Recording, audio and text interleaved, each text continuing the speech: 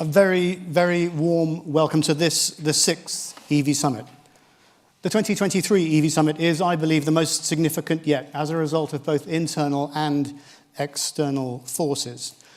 Much has changed in the UK EV landscape since last year, but one thing remains the same and indeed has been heightened: an unwavering commitment by those of you in the e-mobility community to deliver on the decarbonisation of mobility.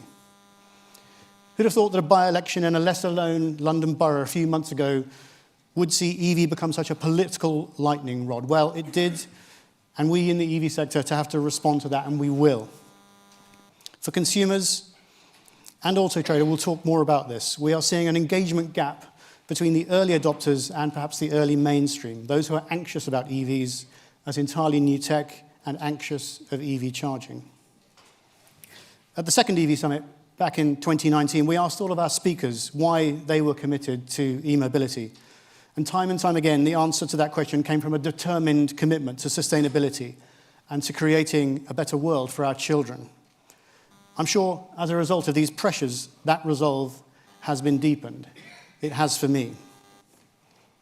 The commitment to change defines our work at GreenTV Media and motivates the world-class team that make the EV Summit magic happen. We've created what I call an ideas infrastructure for change, not just here in this place with the EV Summit, but with the creation of World EV Day, with the Top Women in EV campaign, with EV Live and with electric drives, as well as our powerful agency work. All this has, I believe, helped shift the dial on engagement for e-mobility, engagement that is now needed more than ever with the 2030 policy shift and with keeping zero emissions vehicles targets. Marketing communications is now critical in delivering on consumer confidence around the take-up of EVs and of charging infrastructure. Our work at GreenTV Media is made all the more powerful through our partnership with AutoTrader, and I'm delighted and very proud to announce AutoTrader as our headline partner, not just for this year, but for the next 3 years of the EV Summit. We will open up this morning both with an opening keynote from Ian Plummer, Commercial Director at AutoTrader, and with an opening AutoTrader panel introduced by Laura Harvey, Director of Communications. I've worked closely with both Laura and Ian over the last year, and their insights and commitment to the EV project and to sustainability are deeply impressive. Ian, Laura, and the AutoTrader team, thank you very much. This year is not the first year we welcome AutoTrader, just the first year we welcome AutoTrader, but we also welcome Tesla as a keynote speaker for the very first time too. At 11:30 this morning, we're joined by Michael Oates from Tesla, who will deliver his keynote. Thank you, Michael, and thank you, Tesla. But joining us for the 6th year, right from the start of the EV Summit, our first and deepest institutional partner, we welcome the EV team from both Oxford City Council and Oxfordshire County Councils. Particular thanks to Vicky Robbins and Sarah Hassenplug from the city and Paul Gambrell from the county. These are real innovators in the EV charging infrastructure space, the like of which other local authorities turn to for their understanding and engagement.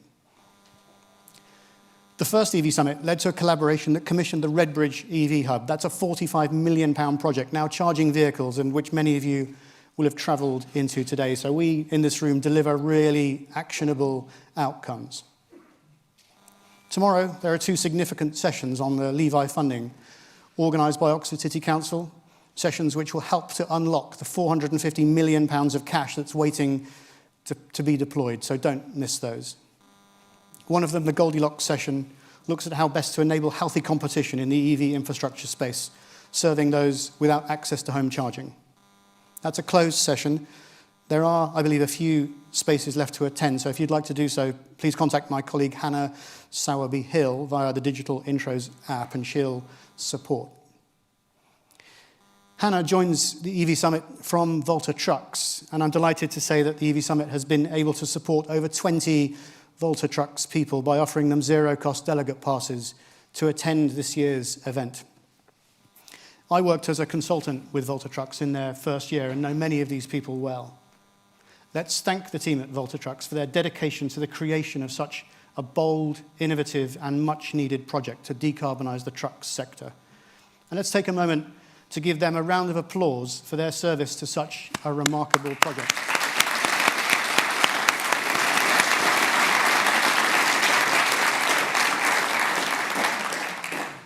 Those from Volta trucks are searchable, again, on the EV Summit Digital Intros app. Do use the app to find them and chat to them in person. An important note on the Digital Intros app. This is a super powerful tool for you to engage in partnerships. Do use it. For those of you from larger organizations, it will give you access to some of the super bright minds from startups who may soon be indispensable partners on your EV journey. So if you haven't already downloaded it, search EV Summit in your app store and do get involved. A note on the format, we make over half the time of the summit available for partnership discussions, and the app is your tool for those pre-arranged meetings. The networking, the food and drink that fuels it, take place in two areas, the partner pavilion in the quad, inside the school, and the reception space at the entrance to the building. I would like to take a moment to thank you, our delegates, for being involved and taking time out of your super busy schedules to attend this year's summit. And let's thank the SAI Business School. This significant global institution is a key part of the EV Summit project. This year, we've deepened our relationship with the school, and we'll be back in June next year in our normal slot for the EV Summit. A special thank you to those who've joined from overseas. It's a bit like a wedding speech now, don't I? But including Anthony Hind, CEO of TurboVolt, one of the pioneers of e-mobility here in the UK, who's travelled from Vienna. Anthony is now deploying his considerable skills to the rollout of EV charging in Central and Eastern Europe. We welcome Anthony and his fantastic sense of humour. And special thanks to Ala Al-Houni, the Chief Business Officer of Kafu, as well as his team, who've come from Dubai and are pioneering a new model of EV charging for those without access to off-street charging. They are in the partner pavilion. Do go and say hello. Later this morning, we heard a keynote address from one of the true architects of EV UK, Ian Johnson, Chairman of Charge UK and CEO of Osprey Charging. Ian will be taking a Charge UK perspective on where we are with e-mobility in the light, again, of the 2030 mandate shift. Lastly, a special thanks to Mark Coltelli, joining us from New York. Mark heads up the EV practice at EY in the States, and tomorrow I'll be joining Mark on stage for a very special announcement of my own with Mark and with EY. Let's thank this year's exhibitors, Tesla, local businesses like Zimble, EasyCharge and Chesil, amongst others. And let's particularly celebrate the UK OEMs exhibiting at this year's summit, EAV and Maving. If you don't know them already, and you should, go check them out and talk to their teams. Let's help make these true global icons of sustainable mobility that they deserve to be. And I'm particularly excited to welcome Aerovolt, the electric aircraft and airfield destination charging business. Again, do go and meet Aerovolt in their exciting ambition to decarbonize flight. In the partner pavilion, we welcome Managed Intros partners Fastned, Fleet, Kafu, Believe, and Savardis. Those partners all have account managers and dedicated meeting space, so do engage with them.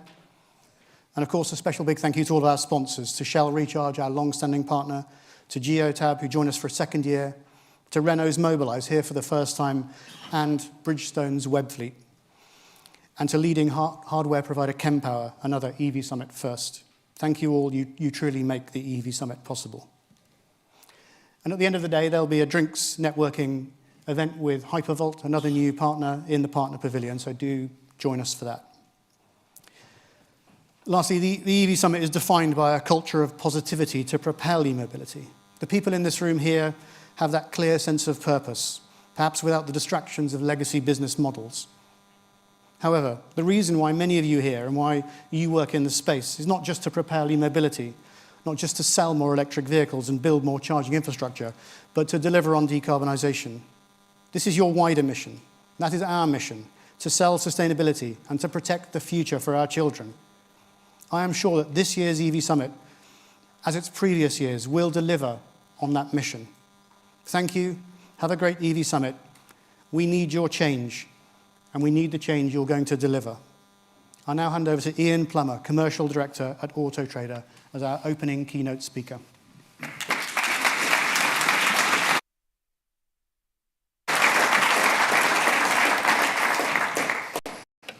Thank you, Aid, and good morning, everybody. It's a pleasure to be here again at the EV Summit. Well done to Aid and all the team for putting on such a useful event, and I'm sure we will get a lot out of it over the next couple of days. I know I will, and that's why we're so proud to be partners of this event. Fighting fear, uncertainty, and doubt with empathy. It's going to be the focus of what I'm going to share with you this morning. And I think it's what's most vital if we're to achieve the kind of aims that Aid talked about, regaining momentum on that journey towards sustainable mobility in the UK, which Aid so eloquently described just now. That, though, is probably the status of where we are a little bit too much today. It's quite a provocative quote, but I think it's realistic of what people are often feeling just now. We all, I think, in this room run the risk of being in somewhat of an echo chamber. We all believe the same kind of things, but a lot of people out there aren't necessarily on the same page of the journey towards electrification, and they have this fear, uncertainty, and doubt that we need to address. You'll remember the media battles we've had in the last few months. Remember last Christmas, there were the images of Teslas queuing at South Mimms service station, or Rowan Atkinson sort of explaining his engineering qualities and experience. He did actually study, afraid to say, in this fine university town. I don't think he got the data quite right, but that made a lot of noise. We seem to be losing that battle in terms of the noise that's out there. But what is real is that FUD factor is felt by people. And it is, I think, real in as much as it's their perception. It isn't just a fake newspaper sort of creation or anything. It is real fear, uncertainty, and doubt that we believe we need to overcome, not just by sort of telling people they're wrong. That isn't working, quite plainly. People aren't engaging. They don't necessarily get it. They don't see the reasons why their barriers or their fears should be overcome as we sort of rationalize them. So I think our approach, frankly, needs to change, and we need to add a good dose of empathy. Now, to do that, first of all, it's vitally important, of course, to understand people and what's preventing the people out there in the UK from embracing the change we're talking about here. And to do that, we mustn't just lump everybody together. None of us in this room would like to think that we're all just sort of a consistent whole of people. We have our individual views on things. So we commissioned some research where we asked 4,000 people, nationally representative sample across the UK, what they thought about these things. And we broke the public into groups. Who's closest? Who's furthest? Who's probably nearest to getting there? And then why aren't these people buying now? To try and understand the dynamics that are going on.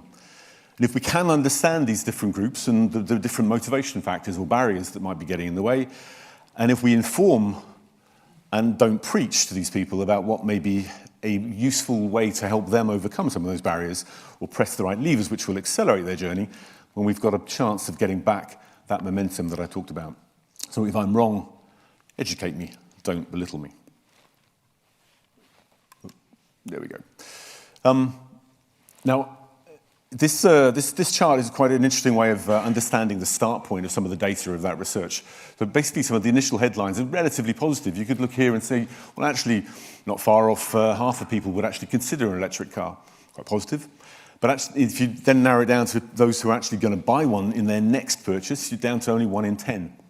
And then when you look at the details of the demographics again of those people, the people who are considering are very similar to the people who've already bought an electric car.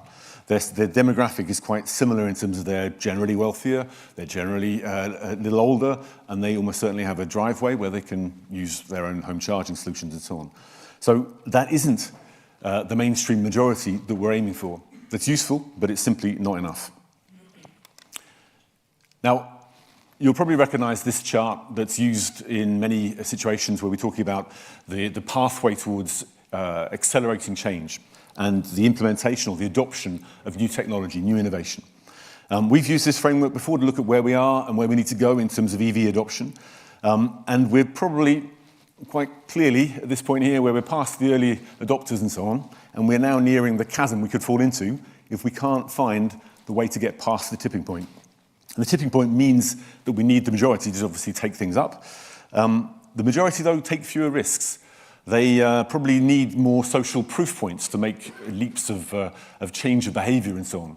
We see that I'm sure, in any area that you've all embraced yourself in terms of your own businesses or your own personal behaviors and how you adopt change. But the experts in this field would suggest that the tipping point really comes at around 16% of people using a new technology or new innovation, where you then see a big acceleration through the majority. And you could say, well, it's not too bad, we're at 16 or 17% of new EV market share at the moment. But actually, if you look at how many people are driving EVs today in the UK, you're down to about 2% of the 34 million or so cars that are on the road right now. So we're a long way from getting to that tipping point just now. So our aim with the research that we've done is to try and understand what the largest group within this mainstream sort of majority is and what should be the driving factors that are going to help them buy an electric car in the future. Now, assuming that all those early people are going to get there, and they're well on the way, we need to know who that mainstream is, and we need to understand what's going to make them switch.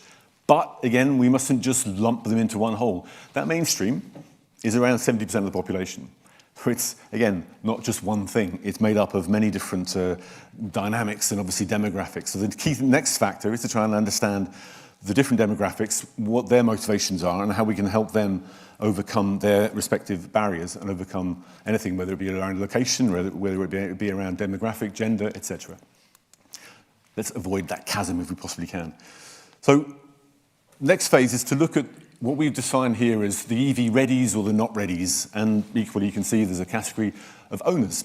If you break this down into a relatively simple story, you've got roughly 4 in 10, haven't you, there, that are saying they're ready for an EV. That means they can see an EV adapting to their lifestyle. More on that in a moment. You've got 10% of people who've got one already. We all know that 92, 93% of people, different surveys tell something around that kind of level, would have people who have an EV would get another one. They're not going to go back. All that's great, but you've got half people who are in the not ready category. They may well buy in the future, but in all likelihood, not for another 2 or 3 car changes. That might be 3, 6, 9 years down the road. And they're probably going to be extremely hard to convince. So what we think is important is to focus on persuading as many as possible of those readies that they can actually make the switch, that we give them the right nudges, the right prompts, if you like, to help encourage them on that journey, rather than focus on those who will probably be a lot harder to get over the line in that sort of not ready red camp that you see on the chart. Diving into a couple of other sort of examples of what we mean by these sort of demographic differences, you can see 2 examples here of age and gender. And you can see that older people are far less likely to consider electric cars, just over 1 in 10 being very likely to consider. And that's actually half as likely as the cohort of people who are between 18 and 34. So even though the demographics, we know, tend to favour EV adoption within the wealthier sort of cohorts, generally slightly wealthier, generally more likely to have a driveway and so on, it isn't true that as a whole, the older categories of the population jump at the EV opportunity. The same applies to women. You can see that nearly 2/3 of women actually find EVs quite hard to understand, and they don't think they have enough confidence, enough information to buy one. And that's well ahead of around 40% of men who say the same thing. So again, there's a lot of work to be done there. But we wanted to focus, though, on the groups of people who might consider. So this is a chart that shows you the percentage of those who are very likely now to consider EVs. And it's splitting again by various different demographic cohorts that we've called out here. But even here, it's still not quite as simple as we'd like it to be, because you can see that even people with driveways, highlighted in the red here, they're crucial, of course, for the mass market sort of acceleration I'm talking about here. But even those people who should be our EV sort of dead certs, are not convinced. They're still held back, in fact, by 3 reasons you can see here that are 3 commonly held barriers in the sort of EV world that we all sort of inhabit and we all talk about. So these barriers are not particularly different for the cohort of people who should be able to accelerate their EV adoption. But perhaps it's with this cohort of people that we should focus on getting the next adoption of an EV to happen by overcoming their fears and uncertainties and doubts about some of these points. There are clearly some facts around home charging and around the adoption of further use of sensible off-street charging and location charging and so on, which are likely to reassure these folks. I'll come on to some other factors that can hopefully overcome some of the affordability concerns that they have as well and so on. But this is the backdrop, if you like. This is a good example of, although these people should theoretically be in the dead cert camp, as I just called them, they're still being held back. So this is the backdrop of that FUD factor that I've described. This is the fear, uncertainty, and doubt that's crept into the minds of too many people who should be the ones who are leading the charge now. No pun intended. Forgive me for that rather lame attempt. It was an attempt. So the key point I'd like to get across here is I think we all have a real benefit, but also a vital importance of understanding the different cohorts of people that are out there that we're trying to address. Let's again transpose ourselves away from our echo chamber of like-minded folks in this room here, put ourselves in the minds of people who are in this situation, and work out how we can help them overcome that FUD factor. And we do that working together in sort of harmony as an industry with empathy. We've got a lot more chance of succeeding. And succeed we must, because this chart shows you the EV adoption rate in terms of sales numbers over the quarters of the last year and more. The red part of the bar shows you the EV market share of new car registrations. And it's flat. It's pretty obviously very flat. It's flat, and it's also doped up by fleet sales. Fleet sales used to account for around 1 in 2 at the beginning of this period. They now account for around 8 in 10 of all EV registrations. The fleet is driving because we know there's benefit in kind advantage, salary sacrifice advantage. That's great. But what we've got at the moment is only 1 in 10 people buying a retail new car buying an electric retail new car. That's the mass market, clearly, that's not happening. So we need to be realistic that there are big challenges ahead here. And coming back to recent announcements, and Nate just touched on this, of course, things feel like they've set us back. But we've highlighted here whether people have reacted differently on our platform to the announcement that Rishi Sunak made a couple of weeks ago. The simple headline here is there hasn't been a reaction, at least not yet.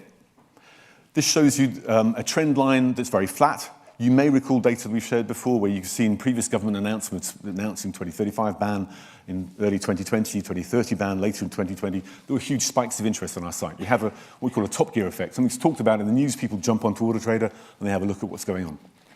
This probably shows you that those people who are in the market thinking about an EV are doing so for all the right reasons, because it's good for their personal situation, maybe it's good for the planet as well as economically sensible for them. They're not changing their mind. So for now, at least, there's no negative impact, certainly no positive one, but I think this is relatively good news. And we need it because there's a lot of cars coming. This is the ZEV mandate numbers that I'm sure you've heard of and seen. This is the substance that belies, I think, the rhetoric of that we talked about on the previous chart. This is far more significant. This is showing that the R&D from the brands has been spent, the plants have been tooled, the cars are being built, they are coming, and they need to come because otherwise brands have got a huge fine that we know about. So I think personally we'll see rates of EV adoption which will probably exceed these numbers because these are brand-specific ones. Many brands will be at 100%, already are. Many more will get there. So if each brand on top of the ones at 100% is, let's say, at 52% in 2028, we can hopefully get past half of new new sales, being electric by that point, which would be great. So that's the positive factor. Things are heading our way. But we have, unfortunately, created that element of confusion that I talked about a minute ago. And rather than fight the FUD, it's pretty obvious that we fed it when announcements were made saying to people that we needed to help with the cost of living because people needed to change their car to get an electric car. Nobody needed to get an electric car. They could have stuck with one of the 34 million cars that are driving on the road and happily driven that for a long period of time. But actually, you can see 7 in 10 people. We did this research just after the announcement a month or so ago.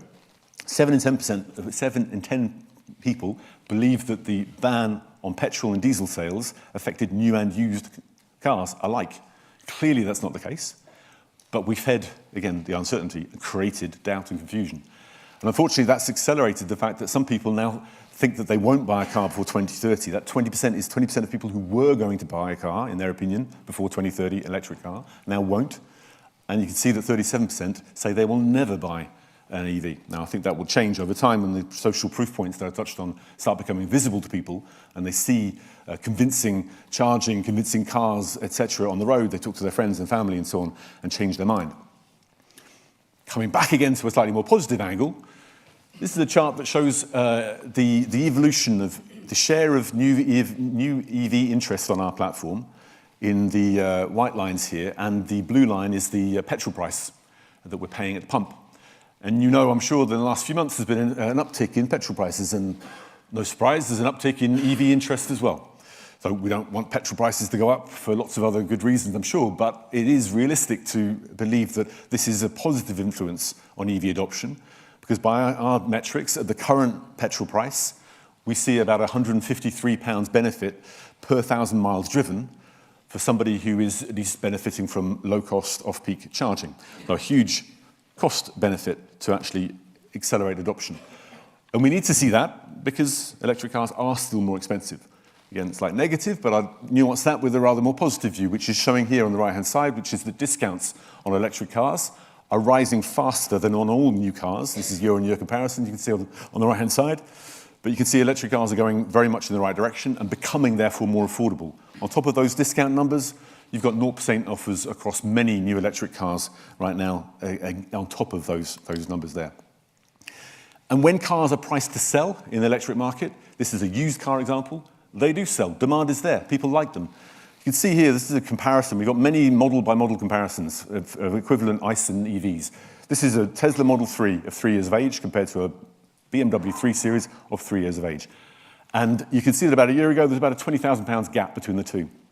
Now, prices fell on electric cars at the beginning of this year because there were lots of them coming to the market and demand was faltering as energy prices were going up and fuel prices were coming down compared to what I was showing you before. Right now, you've virtually got price parity. You can see on the right-hand side, if you're a used car operator, what you want is speed of turn. That generates return on investment.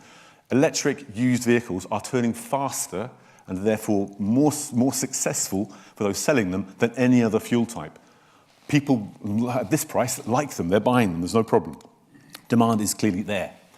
Now back to our EV readies and the people who hopefully can make the shift. There's a large majority of people in this EV ready category who say, 8 in 10 roughly, that they can see EVs adapting to their lifestyle or their lifestyle not needing to be adapted. So it's highly positive. But for those who aren't ready, a similar number would be 16%. They think they just don't apply. So again, let's focus on those who actually can make some sensible shifts in the direction of EVs, because actually a lot of people are saying that they believe it is eminently possible. And with the acceleration in the last period over of charge points that are coming into the UK, you can see 50,000 is a great barrier that's just been reached. By that sort of speed of growth, we should be at around 100,000 by late summer next year. So that kind of factor can, again, encourage those people who, again, have home charging solutions to make the switch. But again, as I've said, we need to work on the basis that we're working together with simplicity, with clarity, with consistency, and with concrete examples that can convince people to overcome that FUD factor and hopefully fight the narrative and turn it into a more positive conversation that explains benefits, that explains real basics, and does so with a balanced narrative that helps people overcome their fears with empathy. Because if they're wrong, they shouldn't be belittled, they shouldn't be educated, they should be informed and explained, and then hopefully they can overcome those fears. To do that, we have a set of proposals that we've talked about across the industry, and we believe that we all in this room should come together and work together to achieve these three things. Consumers tell us consistently that electric cars are too expensive, that there aren't enough charge points, and that they fear battery issues. So we've got a host of solutions here that we've talked about with government consistently over the last period of months, with many partners in this room, that we think can help address those concerns. Some of them sit on our shoulders or in your shoulders, some of them on governments. But if we don't just fight for our own little bit of the jigsaw, but build the jigsaw together, we think we can actually make things happen and achieve the fight against FUD. If we do so, we will hopefully regain momentum, and I would be delighted to share any more detail you'd like to know about anything I've shared here today, or work with you on any of those solutions that hopefully will help us all drive change together responsibly, as is our motto at AutoTrader. Thank you very much. Now I'm going to bring back Laura onto the stage.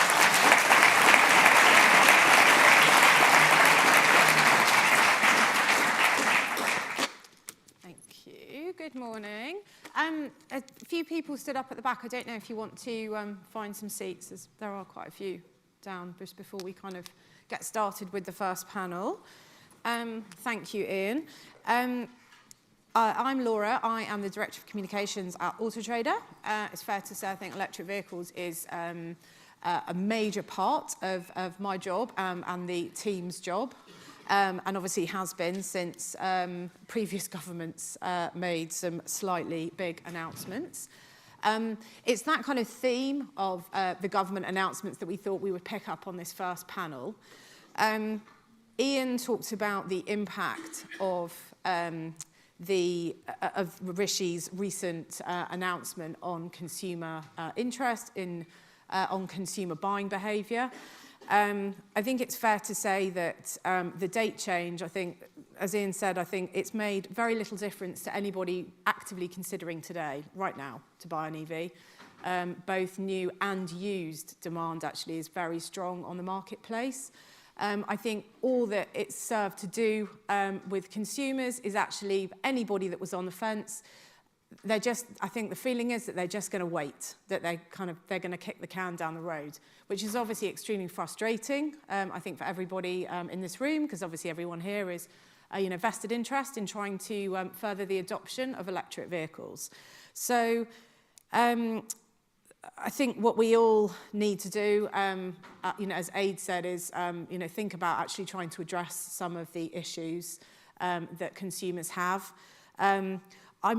My view, I think, when consumers are saying, maybe they're not ready, they're never going to buy an EV, I don't know. I just think you kind of get to the point, maybe people say that now, but I think, we can't kind of truly believe that that's going to be the reality. I think, as soon as chargers are more visible, prices come down, I think, we certainly, I think, will be able to persuade more people into driving electric cars. So, the first panel, we are going to talk about the date change, the 2030 to 2035 date change. We've got a fab panel that I will invite up onto the stage. So we can hear from different perspectives around the industry as to whether actually people feel that the ban, that this date change is actually going to have any kind of impact on what we're all doing.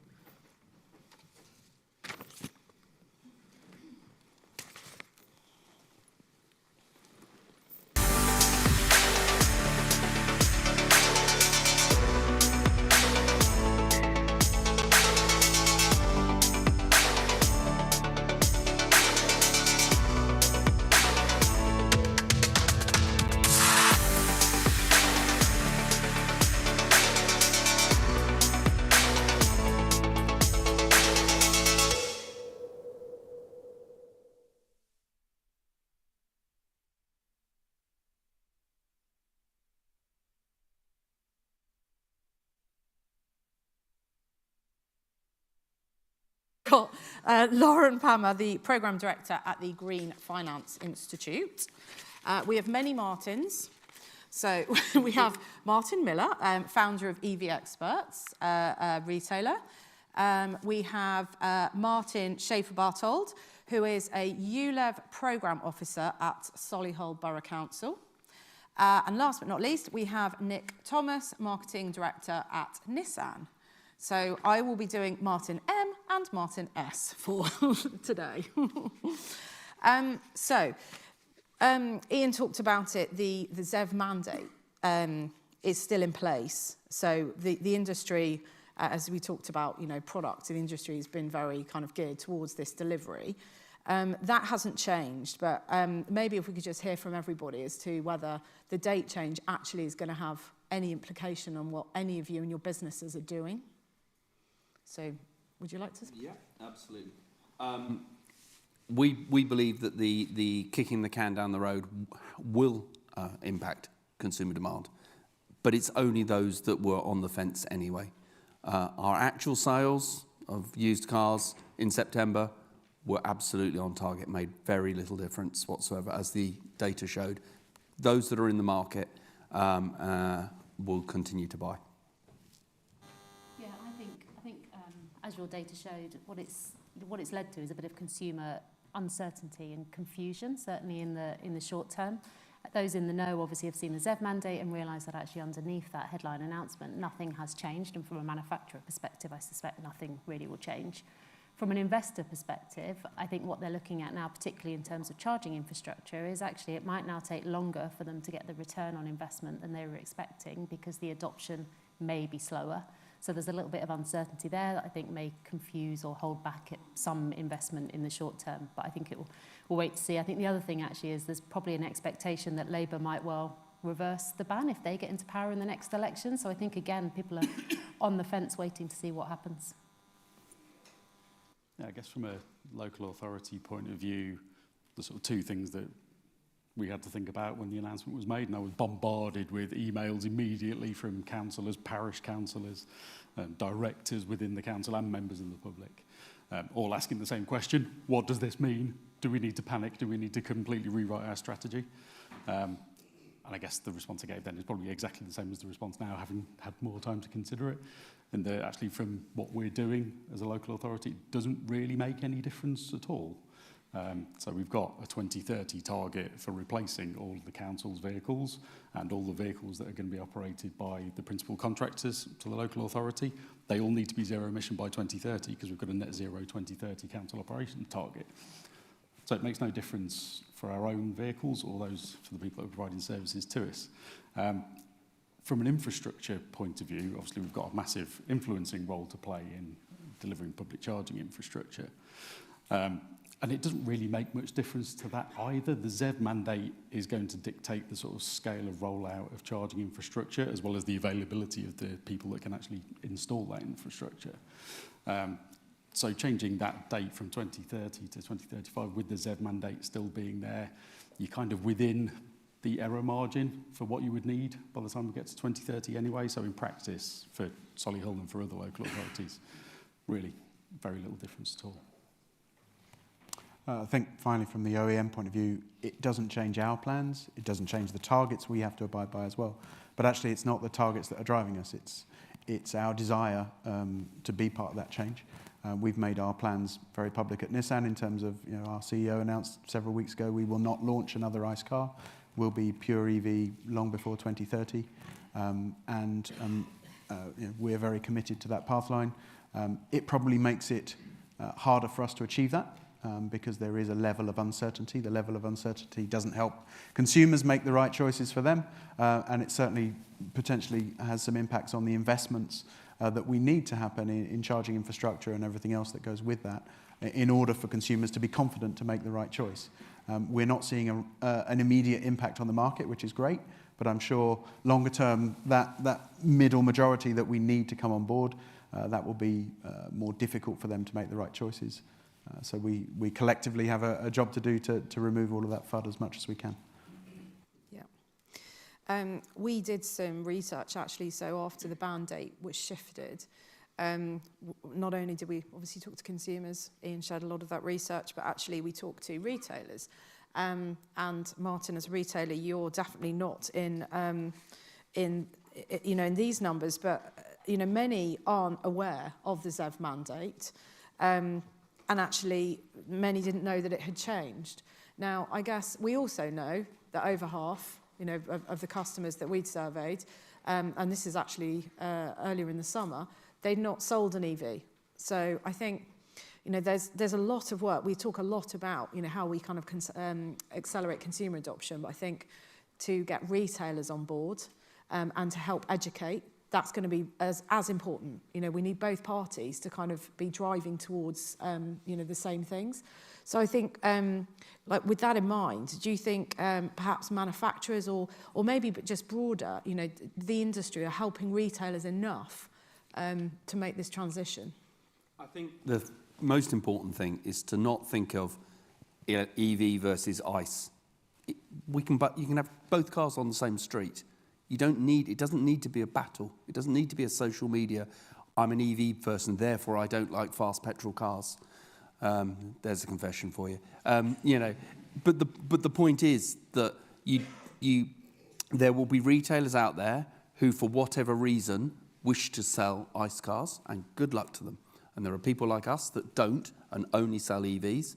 But then the majority of the market will have to start stocking EVs. And there are minor little things we do that everyone else has got to do, which is all customer-facing members of the team have to drive an EV.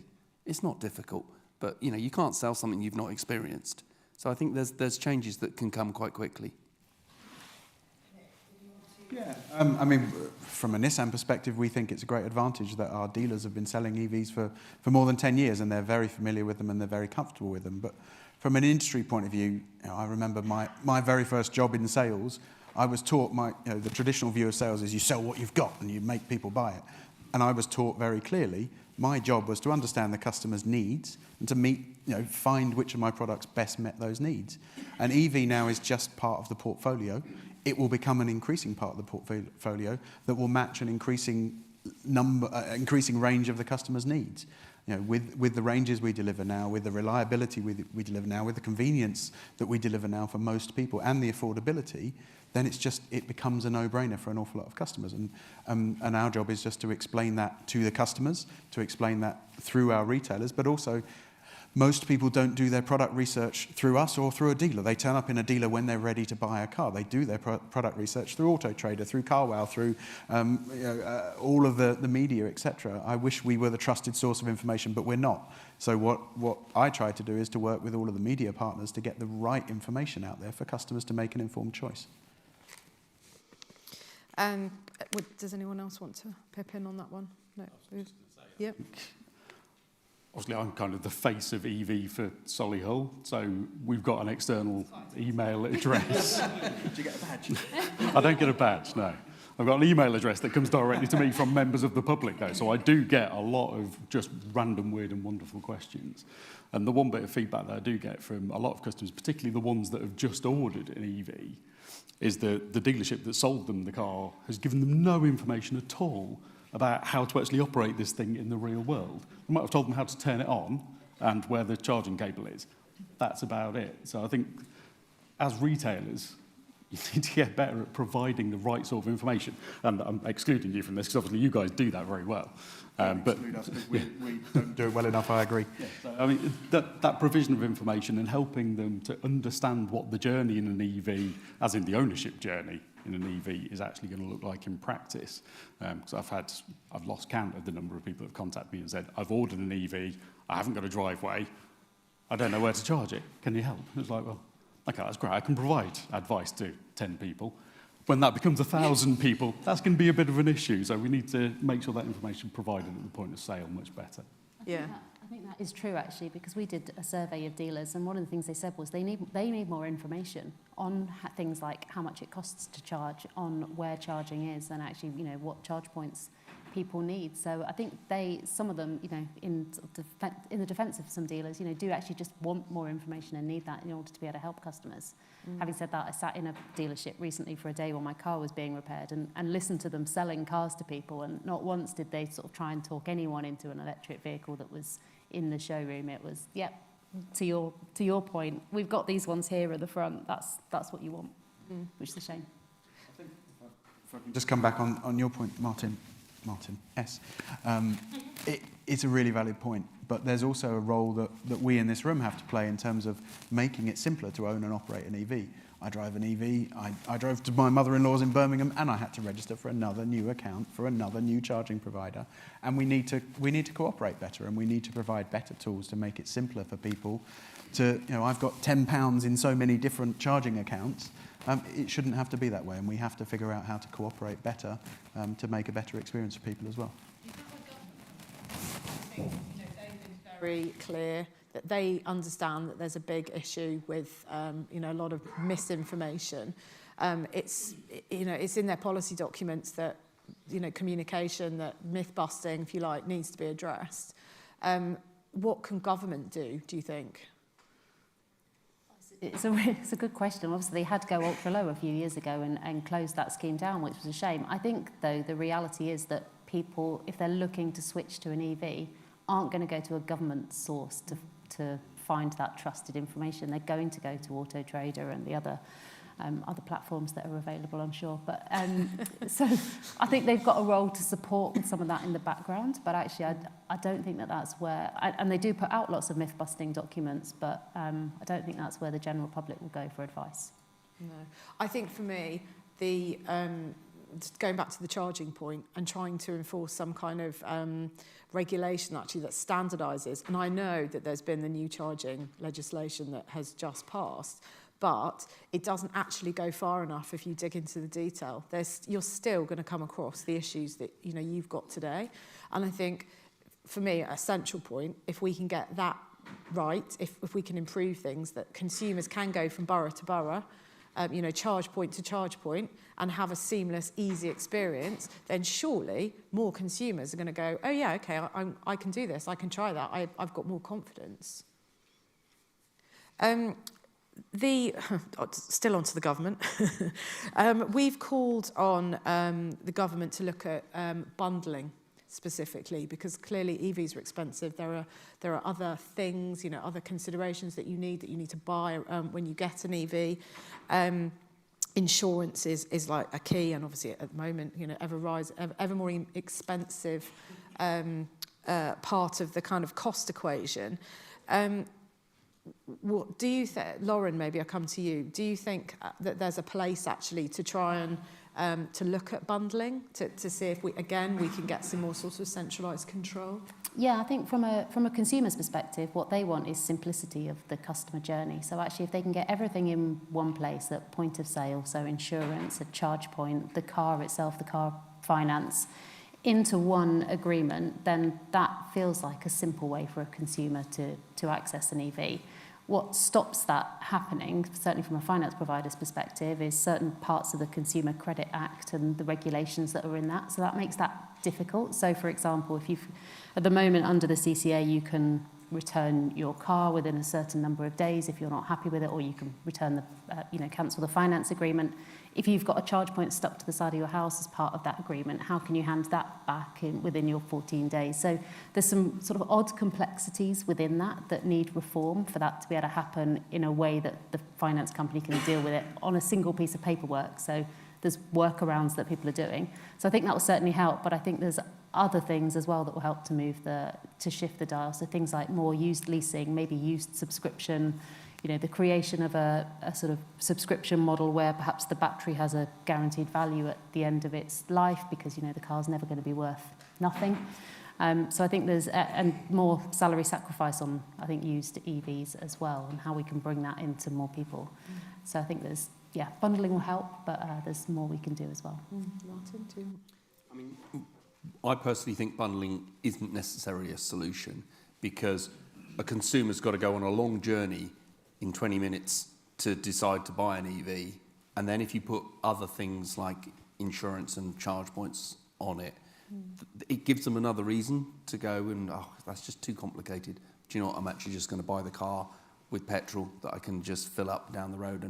And so in many ways I think it's about making the customer fall in love with the product, the EV itself, because once they do, and we know once a customer's come back from a 30-minute test drive, the closure rate is amazing because they've experienced it, they've worked it out. Then they go, the insurance is probably going to be a bit more, but I really love the car, and I've got to get a charger. Do you know anyone who can do that? Of course we do. And it's that sort of, we think it's that way. Make the car the hero, and then the consumer will choose it. Yeah. Does anyone else want to come on that point? I think there is a lot to be said for making it as simple as possible. But I think you're right, Martin. I think trying to bundle everything together might be a bit too much of a stretch, because there's some things that just will never neatly bundle together, both from a financial point of view and from a practicalities point of view. So if you've bundled your insurance with your car, actually you might be able to get a better deal by bundling your car insurance with your home insurance. So it's making it as easy as possible without tying people into too many things bundled together. I do think bundling the car with the charge point has proved really popular. So I've spoken to lots of people, both in the industry and people local to me and people within Solihull from a sort of consumer and constituent point of view. And everybody says it's just so much easier when somebody just sorts out that home charger installation when they've ordered the car, because otherwise they don't really know where to go. They don't know who to talk to. And they don't know whether installer A is better than installer B. They've got no way of testing that because they don't know enough people that have had these things installed so far. At least you've got the assurance, if you've done that through the car purchase, that you're not going to get a cowboy coming and fitting something expensive and potentially dangerous to the side of your house. I think we've got a few minutes if we want to open up, if anyone's got any questions. We've got a few roving mics. I can just about see faces. Has anybody got any questions that they'd like to put to any of the panellists? Oh, yeah, got one over there. Sorry, it's very dark.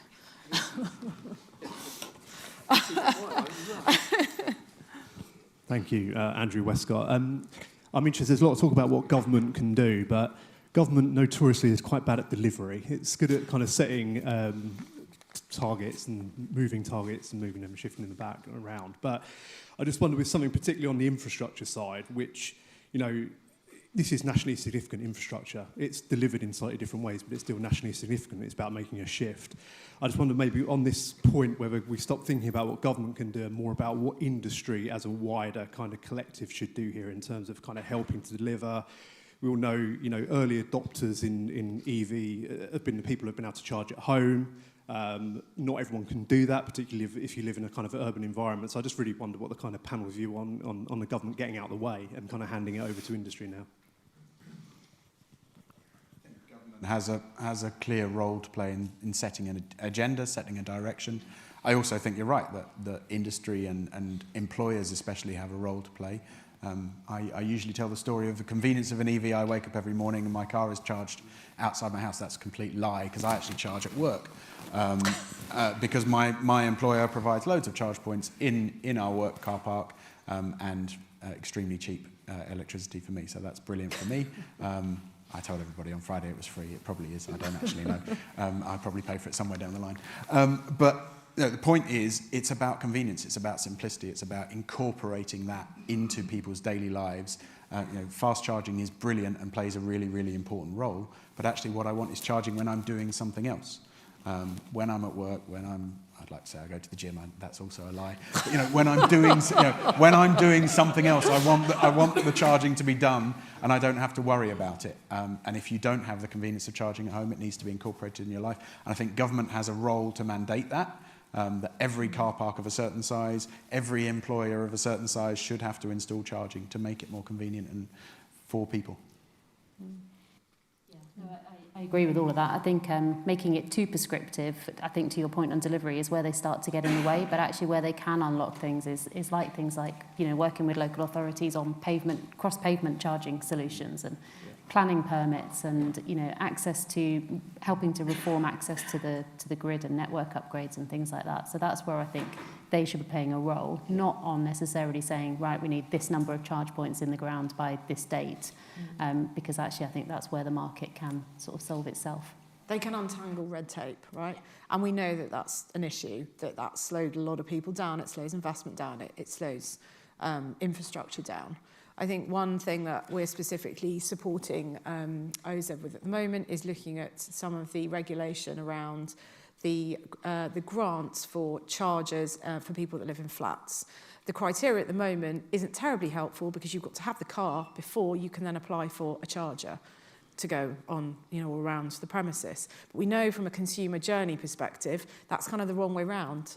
People need to know that they've got somewhere to charge, that they're not going to have to wait. That there's sort of that ambiguity around it. So I definitely think we industry should help government, and I think kind of vice versa. And I think industry definitely has got a big role to play as well. But I think it's just each other just trying to help, I think. I think just coming back on the point you made actually about working with OZEV, I think that's the point we are doing with government. So I know AutoTrader, us at the GFI, other various organisations are working with OZEV, so they've set up a series of working groups to look specifically at how we can scale the used EV market. So they're engaging with industry, which is, I think, the right way to do it. Yeah. I think one of the other things government needs to do is resolve VAT on electricity. Right, it's a big thing. I know Quentin's here today, and he's certainly leading that, and that's great. But also road tax. It's really weird. People buy a £40,000 car and they worry about £125 a year road tax. I mean, honestly, they do. And because it's just a really horrible, nasty thing to have to pay, right? So let's have some clarity there. And yes, there's a bigger conversation of where is all this revenue going to come from? Absolutely. But that is something that only government can mandate and give direction. We need that tax strategy set out, which I know is always a difficult thing for any government to predict the future, but they need to do that because that will genuinely give much more consumer confidence and help them save £100 a year, and that makes it all suddenly have that car over that car. And please get rid of the VAT on electricity. I think we've got time for one more question. just over there at the back. Thank you.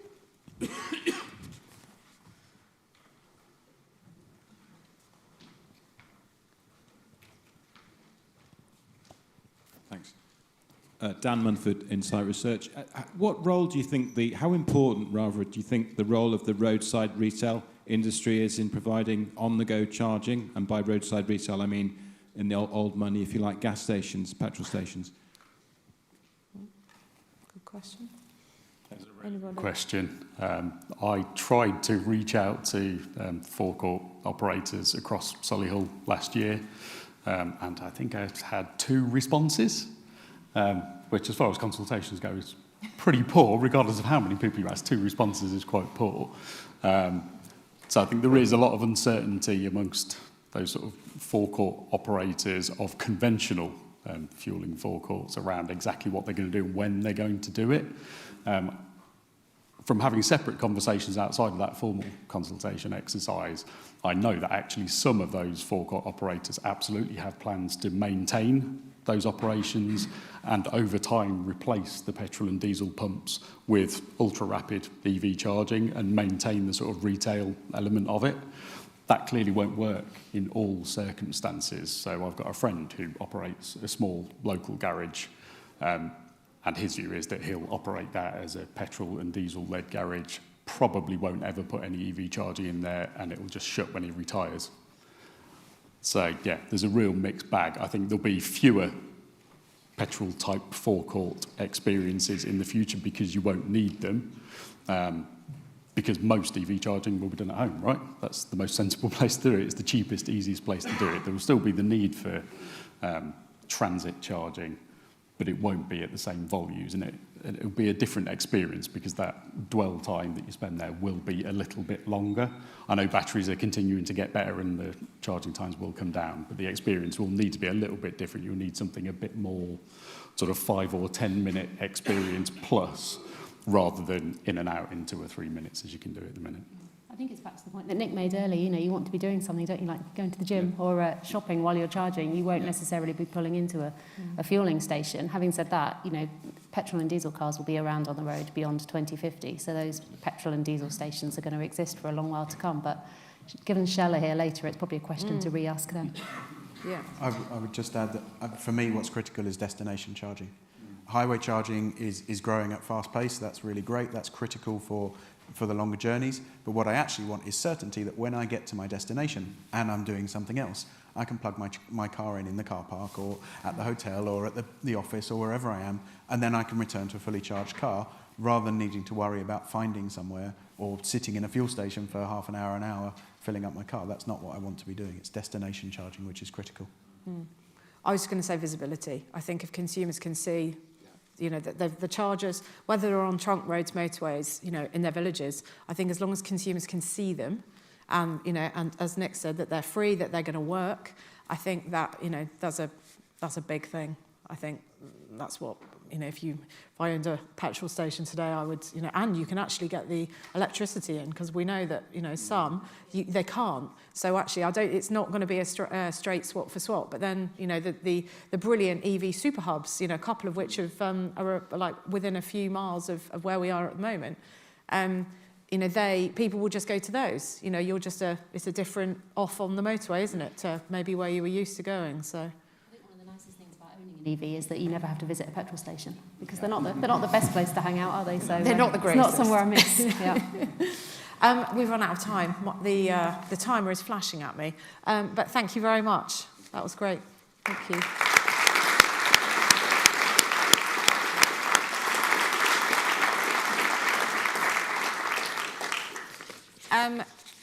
I have been just asked to remind you all about the app and the networking session that we've got next, and the exhibition stands. So we've now got a break, the first break, and we're back here at 11:30. So see you later. Thank you.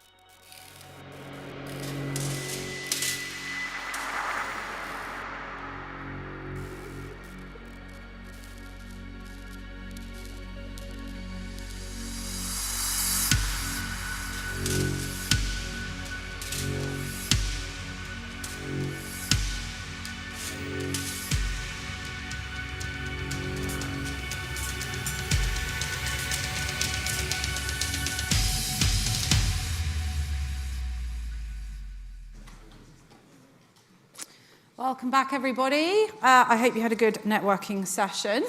Ahead of the next panel, we're going to hear from our second keynote today. And that is Michael Oates, the country sales and delivery manager for Tesla. As Aid said, the first time that Tesla have spoken at the summit, so extremely excited to hear from you.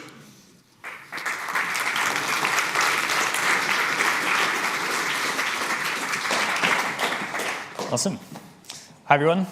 So like Laura mentioned, my name is Michael, and I'm from Tesla, and over the next few minutes I'm going to be providing a few thoughts around how we're thinking about things here in the UK in regards to electrification. So I guess I'll kind of start with where we usually start at Tesla, which is with our mission. That is to accelerate the world's transition to sustainable energy, and where I play a part is in accelerating the UK's transition to sustainable energy. So I lead both the sales and delivery teams here in this market. So if we cast our minds back 4 years ago to 2019, that's when we first launched the Model 3 within the market. It was actually on June the 20th, which just happens to be the UK's Clean Air Day. Not sure if that was a coincidence or not, it's before my time, but we're going to take it. Since then, the Model 3 has obviously become an industry standard and a regular feature in a lot of industry reports that talk about electrification. It's won over 50 awards in total. And now, in light of the upgraded Model 3, which is just about to hit UK roads, we face a new challenge, and that challenge is faced as an industry, not just at Tesla. That challenge is around the cost of living, the cost of kind of all of the the costs that we're all facing at the moment. So from our mortgage prices, food costs, vet bills, we're certainly all feeling the pinch at the moment. And I think ultimately, when we face challenges at Tesla, we apply first principles. For those that aren't familiar with first principles, it's about boiling challenges and decisions down into their fundamental truths, figuring out, first of all, why we're doing something, whether it's something we can delete, simplify, smooth over, before then moving on to process automations. So we really try to boil that challenge down into the fundamental truths before then moving on. And we often hear about first principles in regards to engineering, manufacturing, but actually at Tesla we apply it in absolutely everything we do, and that includes the customer journey. It's ultimately why you're able to order a brand new Model 3 or Model Y on your phone on a Wednesday night in just a couple of minutes. It's why when you then go to pick up that car the next weekend, you turn up at one of our collection hubs and you're in and out in just a few minutes. It's a streamlined, simple process. You can even sign for the car on your phone itself. It's why when you then visit one of our service centres, you don't even need to come inside to give us the keys or speak with us if you don't want to. You can turn up, we know you're there, we've triggered the geofence as soon as you came on, and then ultimately you just need to get out of the car, lock the car, and get on with your day. So these are just a few examples in regards to how we're thinking about the customer journey, but also how we apply first principles in absolutely everything we do, and that's kind of applies to the next challenge, I suppose. The challenge around affordability, like I said, it covers kind of all of the different elements, and we're certainly all feeling the pinch. Back in 2019, when we first launched the Model 3, inflation rate was 1.9%. Today, it's nearer to 9%. I mean, it's came down a little bit recently, but it's still well above inflation targets. Everybody in this room knows exactly what that then means for consumer behavior, especially when considering those larger purchases, such as buying the next car. We know that outside of the rhetoric that we hear in the newspapers and outside the sheer joy and fun of driving an electric car, a lower total cost of ownership driven by avoiding petrol, charging off peak, is a huge lever that's at play, which is moving electric cars in the UK towards mass adoption. And it is moving towards mass adoption, but I guess as even kind of some of the discussions this morning alluded to, once the early adopters have adopted, we need to start getting in front of new audiences, those who haven't necessarily considered an electric car as their next purchase, or maybe even those that are considering an electric car but don't have the financial means in order to make that transition into a new one. That's why I believe that used cars are absolutely pivotal to ensure that as many people as possible can experience the sheer joy of owning and driving an electric car. The used car industry, when it comes to EVs, is in its infancy, certainly compared to the new EV industry. And why that matters is that all of that really hard work that went into dispelling myths around range, around infrastructure, that led to that new car purchase, then has to happen again and again and again to an ever more skeptical audience in the used EV world. Used electric cars are so important to Tesla because it comes back to our mission to accelerate the world's transition. With our new cars starting at just under £40,000, we recognise that not everybody's able to make that switch straight away, and used cars forms an absolute crucial part in ensuring that as many people as possible can switch from that traditional ICE vehicle into a used EV from any manufacturer. The options so far for the British consumer has been limited, but I guess we'll touch over the next few lines on a few of those pieces as well. There's an education piece at play. Do consumers, do customers really understand what battery degradation means, or are we just listening to the headlines? Even assessing the quality of a used electric car based on the miles it's driven is something that needs to be reassessed longer term. So I guess it's just that little bit more complex, which is one of the themes that kind of came out even from the discussions this morning. It's definitely a perfectly timed challenge, and we'll start to see myths around electric cars being too expensive as we become comfortable seeing sub £25,000 Model 3s on the road. That's what we're starting to see right now as well. And the reason why we're seeing it right now is because it was 4 years ago that we initially launched the Model 3 within the market. What do we know about consumer behavior? They typically keep their new car for 3 to 4 years. So it's the first time that we started to see used electric cars, used Model 3s, come back into the market at scale. So it's going to be a really, really interesting time and an interesting challenge. We'll also start to see some of the wider myths around repairs and batteries fall short. I think with less moving parts, owning a used EV is more reliable than some might expect. Fundamentally, we'll start to see more people experience the sheer joy of owning and driving an electric car from any manufacturer. And it's going to be a fascinating challenge. When we look at renewed products, refurbished products from all industries, from Dyson fans to Apple technology, the consumer needs that level of trust in the brand in terms of the quality of the product that's going to be delivered. That's ultimately it from me today. It's just a short talk. I wanted to provide a little bit more context around how we're thinking about things, how we apply first principles, and how we think about that consumer journey. I guess before I close, I just kind of wanted to go back to one of the stories, just hearing the team speak earlier on today as well, which is my first test drive in an electric car. So this is a little bit off script, so bear with me. Ultimately, it was actually a Tesla, but that was just pure coincidence. It was before I actually joined Tesla, and I remember taking the car out down to Oxted, south of London. So I wanted to travel on a range of different roads to really get a feel for the car. I remember stopping in for Sunday lunch. It was a Sunday afternoon, and I remember wanting to eat the Sunday lunch as quickly as possible, just so I could experience the joy of driving an electric car again, much to my girlfriend's delight at the time. And I think the message here is like outside of it being better for the environment, outside of it being a lower total cost of ownership, there is just an element of sheer joy in driving an electric car. I'm assuming that most of us here today have driven an electric car at some point. If not, we can do test drives from Reading. But if you haven't, I guess the point here is outside of all of those elements, which is really making a compelling purchasing decision, it comes down to just the sheer joy and fun of driving an electric car. And I think as we get more and more people to experience driving an electric car, that movement towards mass adoption is going to become easier and easier. So I'll close today just by circling back to that first point on first principles. If we're not questioning absolutely everything, boiling everything down into those fundamental truths, are we really going to make the hard decisions, ask the hard questions that's required in order to accelerate the UK's adoption of electric cars? Thank you.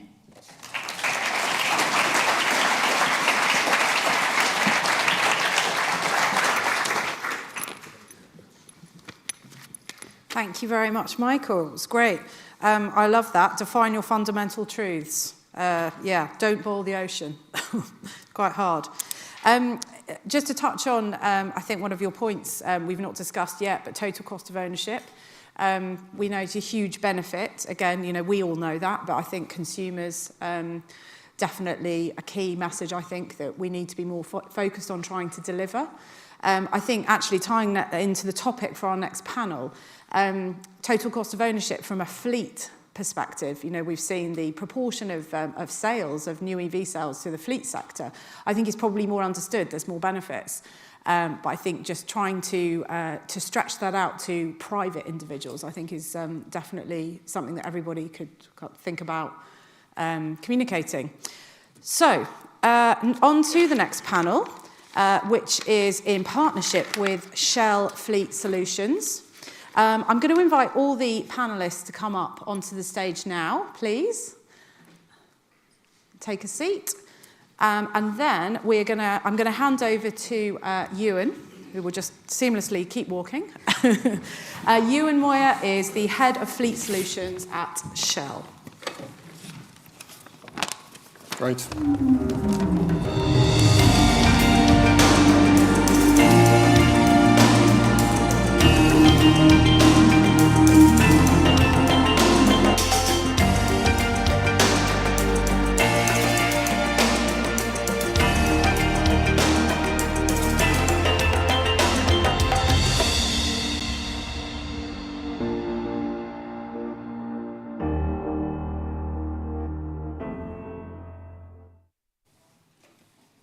Good morning. So yes, my name is Ewan Moyer. I'm the Head of Fleet Solutions in the UK for Shell. We have an excellent panel session today that will discuss the opportunities in transitioning fleets towards lower carbon solutions.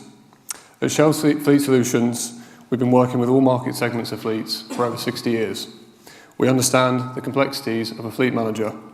You could be the MD, the CEO, and the environment manager all in one role. Now, as you are continuing to manage your daily activities, you're exposed to wider challenges like decarbonization targets in a complex economic climate.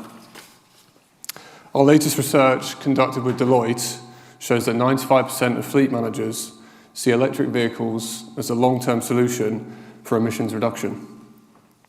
Based on this, adoption is set to increase rapidly, with 54% of fleet owners expecting EVs to make up 90% of their fleets by 2030. But it's not just about bringing the vehicles themselves into your fleet. You also need the right charging ecosystem for your location, sufficient energy capacity being available, and reliable technology to manage your infrastructure and drive efficiency across your operations. Shell Fleet Solutions are aiming to be the #1 business mobility partner within the fleet industry, providing customers with access to premium grade fuels at Shell stations as they transition to decarbonize their fleet, and access to a growing EV ecosystem of charging at depots, workplaces, homes, and on the go. Momentum for us is key. We will continue to work with the industry in transitioning. It's an industry effort, and we need to collaborate to make it a success. Please join me in welcoming the panel as we discuss these opportunities in transitioning fleets towards lower carbon solutions. Thank you.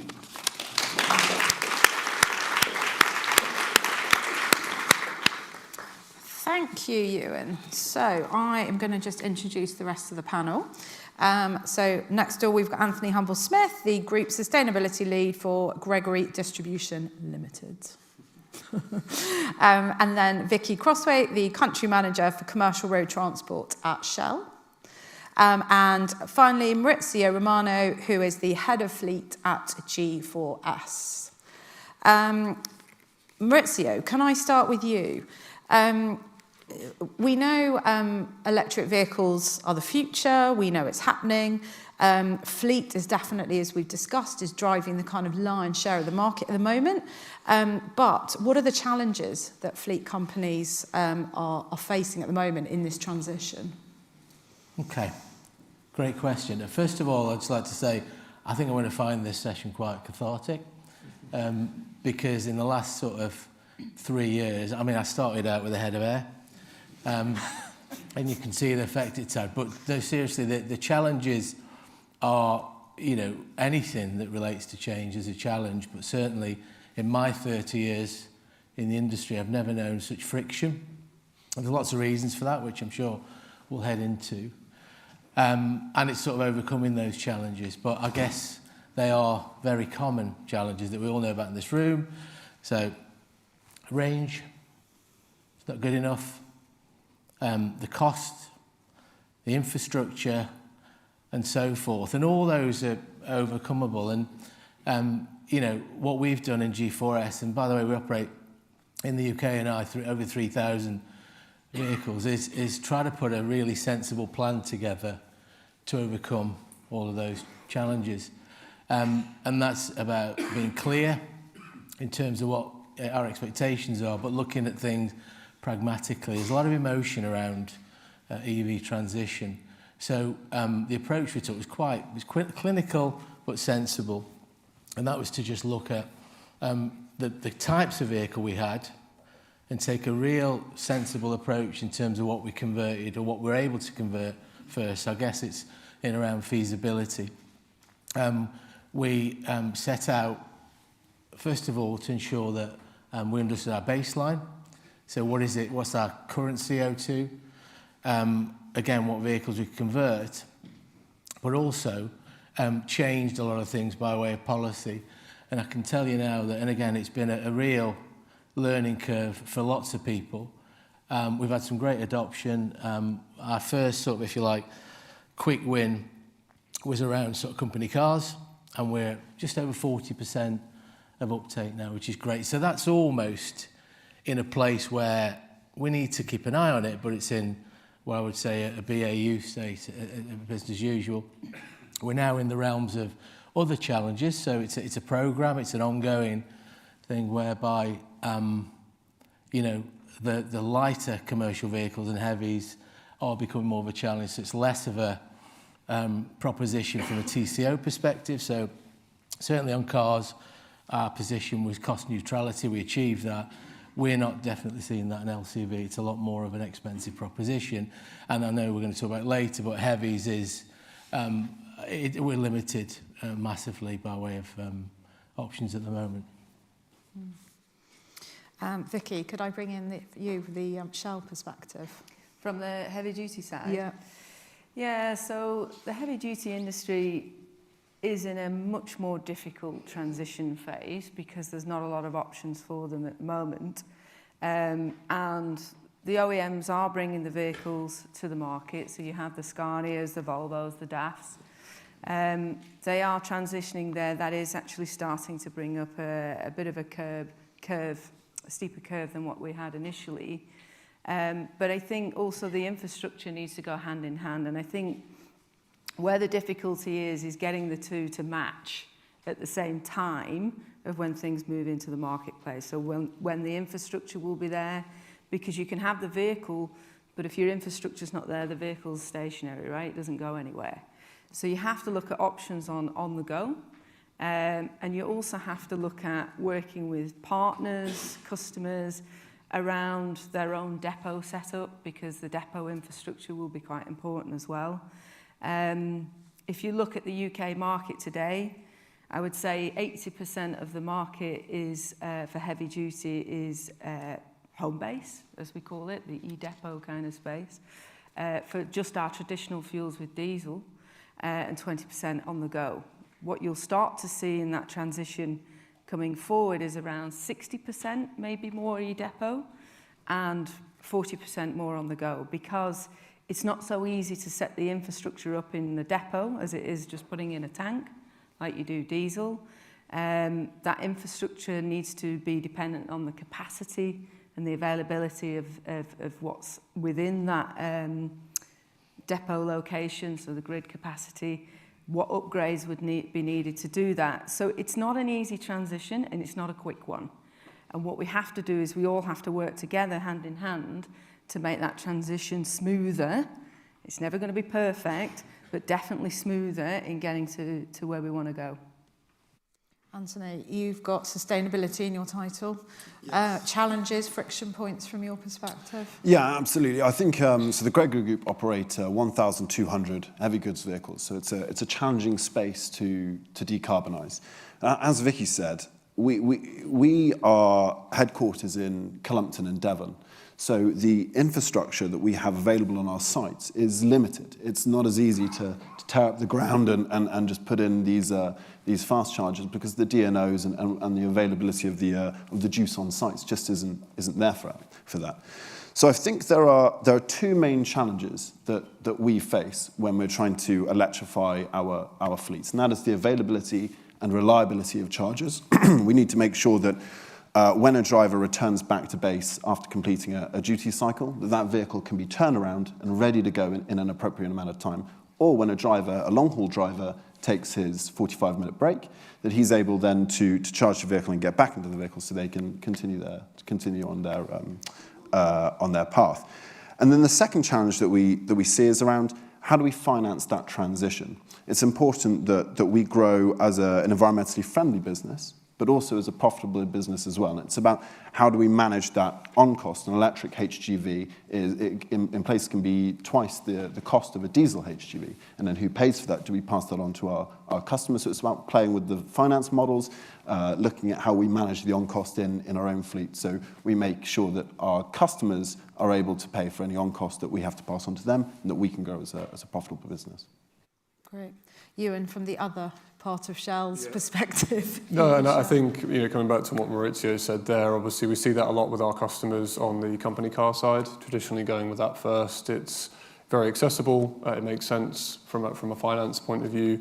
The challenge then comes for LCVs and HGVs. And from our perspective, we're working a lot on the infrastructure side, clearly, supporting at both depots, but also on the go. So our public charging, that's not just rapid charging that we'll see on forecourts or at destination sites, but obviously Ubitricity as well from an on-street perspective. So, the likes of G4S and others, it's giving them that access to that one card. We heard earlier, I think, it was in a retail capacity, having multiple cards, still having that need to have that to access all the networks. So from our perspective, we're very keen to work with the industry from a roaming perspective, to enable us as our own infrastructure grows, to give customers that access to one card, one payment. It's ease of use as well, which we'll come on to later as a benefit that probably doesn't get talked about enough. Yeah. We talked about it earlier. The government have certainly put onus on private sector to accelerate the transition. So how do each of you see your roles in supporting the industry? What can you do from your specific kind of companies? Vicky, should we start with you? Yeah. So from the heavy duty perspective, we've taken an acquisition play with SBRS, which is one of our hardware providers, and we're now becoming more and more integrated internally within offering a one solution with the hardware, the software, everything that goes with that package. As part of the on-the-go infrastructure, I think the key thing that we need to look at is what's going to match with the vehicle availability. So at the moment, you can charge at 350 kilowatts with a heavy-duty vehicle, with a view that we future-proof those sites for 1 megawatt charging, which is coming later, probably in the next few years. I would say that the OEMs will have the 1 megawatt charging capabilities. They're working that now in their pilot schemes and what they're trying to move towards in the next few years.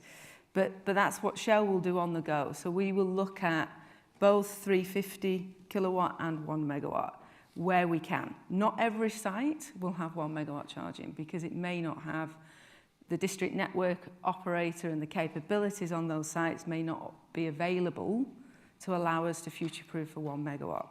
But that is the aim, is to ensure that we can have as many of these future-proof sites going forward. And then on top of that, when we look at the e-depot space, we come with a turnkey solution.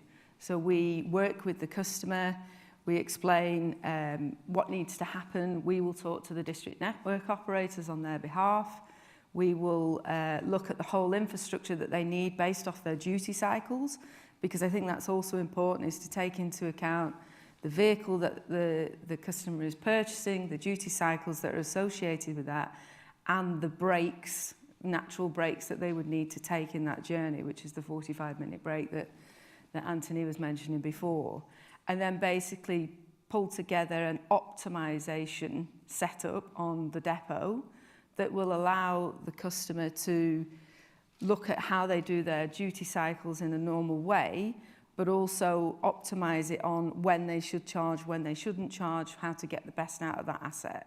So if you like, sweating the assets is the way that we would go. So we're going to need both. You can't live without one or the other. Both are going to need to be there, unfortunately, in this space for EV. But that's what we'll try to do with customers. Anthony, would you like to come in on that one? Yes. We see our role in the industry as a bit like the chicken and egg. So no one wants to build chargers if they've got no customers, no electric HGVs to come in and use them, and no one wants to buy electric HGVs if they're going to sit stationary because we can't charge them up. So what's particularly important for companies like Gregory's to do now is to form those strategic partnerships, to commit to the change and embrace the new era of transport and distribution. It's far too easy to sort of put it off, especially with the government putting targets further back now, that it's easy for companies, particularly with challenging fleets, to say, well, we'll deal with that in 5 years' time. But we're seeing pressure from our customer, particularly blue chip customers. They're saying, we have an agenda to decarbonise our Scope 3 emissions, and transport usually plays a huge key role in their decarbonisation journey. So it's about us being a strategic partner for our customer to make sure that we offer a solution of decarbonisation, but obviously embracing those strategic partnerships in our suppliers to make sure that they have confidence that the money that they're investing in fast chargers on the road and in the depot, that when the time comes, we are going to be in a space to embrace that change. So the mandate change, actually, carrying from the last panel, probably means little for you, and it's not like you're going to stop what you're doing. No, absolutely not. In fact, the target for 44 tonnes stayed the same at 2040. But to be honest, it's the primary driving force is what our customers expect of us. They want to see green logistics solutions, and we want to be the go-to provider to offer that. Maurizio, would you like to share your thoughts? Yeah, look, I mean, we are at the epicentre of lots of things. We've got, a pull from the clients, we've got a pull from the business. So I guess the part we need to play is to spread the word, right? I know that sounds almost religious, but it's such a seismic thing for the industry. And I do think it helps in particular where experiences are shared. For sure, certainly helped in our story. We're nowhere near, the end of that journey yet, but we're certainly on the right track. So one of the points I'd like to make is our book is open, and a lot of the activity that we have around our Scope 3, for instance, planning is we share with all of our sort of top suppliers around Scope 3, our Scope 1 and 2 initiatives. So we're, and we can see that in those discussions and those collaborations, we're sharing what we're doing, the good bits. But the other thing that, maybe I should have mentioned right at the beginning was that the education around this is huge. Whether it be, personally, and a story I like to tell, very short stories around how many people at that level, and I won't mention names because it's not good for one's career, but I've had to explain the company car taxation, not as I'm an expert, but how it works, and that actually by having an EV, and we shouldn't be afraid of sharing this, right? It's equivalent in some respects of a pay rise. So again, all bundled, I think it's sharing the good, the bad. It's, you mentioned it earlier around sort of, we'd be absolutely open, not that we've got a massive estate of charging units, but certainly, a closed loop. And I think that should come about later on because, we've got, a fleet of ambulances. We can't really afford to have patients on board whilst charging. So, having those assurances and different solutions around how we charge, I think, is the next level. And then the final thing for me is really pushing the government to do more, particularly around the heavy space, yeah. What would you like to see the government do in that space specifically? Well, we know recently there's been the great news around the investment, the 200 million investment. So that's obviously a big tick and it's highly welcomed. But I guess there's more around, learnings from the car space, car LCV, in as much as, is there a hybrid solution on trucks? Question mark, range extenders. We seem to be just aiming for nirvana, and actually, is there a, is there a position, a phased position, a stepping stone that we can get to? The other bit is around as we start to look at electrification across the heavy fleet. Obviously, we know that battery technology is moving at a pace, but it's always going to be a heavier vehicle than an existing ICE. You know, I'd be urging the government in the next 3 to 5 years to start looking at weights and dimensions to therefore fit into the current ICE model, you know, the diesel model. So there's a lot that can be done there, and I do think, you know, we have to take some comfort in, I think, not the journey, but the whole experience is started. You can see the uptake. You can see, you know, 2 or 3 years ago, we're sort of looking outwardly at ranges and hoping that they would increase. Likewise, the infrastructure for charging, and thank the Lord, you know, we have got there. So you know, the faith is there, it's building, but we do need to pull certainly the government along with us for sure. Ewan, from your side of... I was just going to say as well that, you know, I think it was on the slide from your colleague earlier, you know, it was that 30,000 chargers have been added publicly in 19 months, and you know, that's a great start for us all to be working towards. And you know, from our perspective, you know, Maurizio's talked about that there. You know, the infrastructure itself, yes, there's the public side of things, so obviously our forecourts, and making investments there.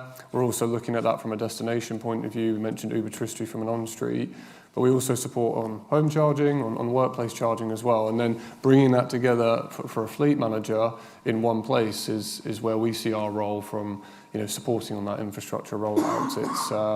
It's often something that's overlooked, you know, that actual administration task. And as I mentioned earlier, you know, there's a lot of hats that are worn by a fleet manager, and it's difficult, and that's really where we see our role in supporting and taking that burden away. And you talk about bringing those different aspects together. Is there like a worked example that you could share as to sort of what that could look like? I mean, I don't want to keep passing it to Maurizio, but with G4S. I think it's just quite interesting to hear from... Yeah, sure. As I said, it just depends really on what those quick wins are, right? So we talked about company car journey, supporting on home charging, for example, may then look at workplace charging. And I think, again, coming back to a different panel earlier, it's the use case and need of that fleet. It's not going to be a one-size-fits-all. So that's our sort of expertise in really bringing on, you know, the team that I sort of look after, but also much broader into Shell, that really can help customers understand, okay, where should we look at first from an infrastructure perspective? So, yeah, I mean, G4S is one example, but we have others as well. But I don't know, Maurizio, if you want anything to add to that? Look, needless to say, you know, the suppliers that we use, right, and again, we've got a great relationship with Shell, including the OEMs, all form part of the success journey, right? So, as far as we're concerned, that's a given. But our future proofing takes into account the offerings that we've got from Shell for sure, yeah. Great, thank you. We've got a few minutes left, and I'll open up to the audience again. Does anyone have any questions? Sorry, I'm just going to squint. Oh, right at the back. Thank you for waving, because it is very dark out there. Yeah, that's very true. Hi, Paul Kirby. I listened with interest around the public charging scenario. The public charging scenario is improving dramatically, but it is not fit for purpose for a commercial fleet, typically. In terms of an accessibility point of view, you can't get vehicles in. But then you've also got the total cost of ownership model that Maurizio mentioned there, that where you're paying 2 or 3 times the cost of private energy, home energy. And we know that van drivers in particular can't take those vehicles home in many cases, and they're having to rely on local public infrastructure. What does the panel think that we need to do more of to make that element, this middle element of vans, as we move towards trucks, and trucks going back to e-depots and different things like that, the vans are not so simple. How are we going to solve that problem, and particularly around the total cost of ownership? Yeah, I'm happy to go first. I mean, obviously, the vans themselves, right? I think AutoTrader published something very recently in terms of new EV sales into vans are still at around 5%. I think the BV RLA, if that's how you say it, was saying that actual use of vans, specifically in, let's say, like a G4S example, still have some way to go to actually working as a traditional ICE vehicle does. You know, again, from our perspective, it's just about, is there other opportunities to look at other than just rapid charging? So we talked about on-street charging, the likes of Ubertricity, you know, utilising data that we get from our fleet customers around where do we deploy that charging next. Another option could be workplace charging, again, to bring that cost down. I think someone, it was Nissan again earlier, mentioned that they don't charge at home, they just charge at their workplace because it's cheaper. So that is where that kind of total broader infrastructure coming together can play its role in trying to make it more accessible for LCVs as they go through that transition would be my take on that. Anyone else like to contribute to that question? Otherwise, I'll open up. Okay. Yeah, I think, sorry, there's a really simple answer, and that is that we need to, you know, grow that area, and you're absolutely right, by the way. But the one thing, again, that should have mentioned at the beginning was around looking at, particularly on LCV, taking a sort of similar approach to we did on the smaller vehicles, whereby we're clustering now lower mileage operations and being able to really get to a sensible TCO, right, comparable, where we've got vehicles purely on those operations. Yeah, it's another dynamic, it's another filter that buys us a little bit of time. It buys a little bit of time and enables us to step up. But what that does, it really has a reliance upon charging at base, yeah, particularly as we're talking cash in transit vehicles here. But in answer to the question, we need to see a lot more growth, and I know there is plans to within the LCV and HGV sort of charging arena for sure.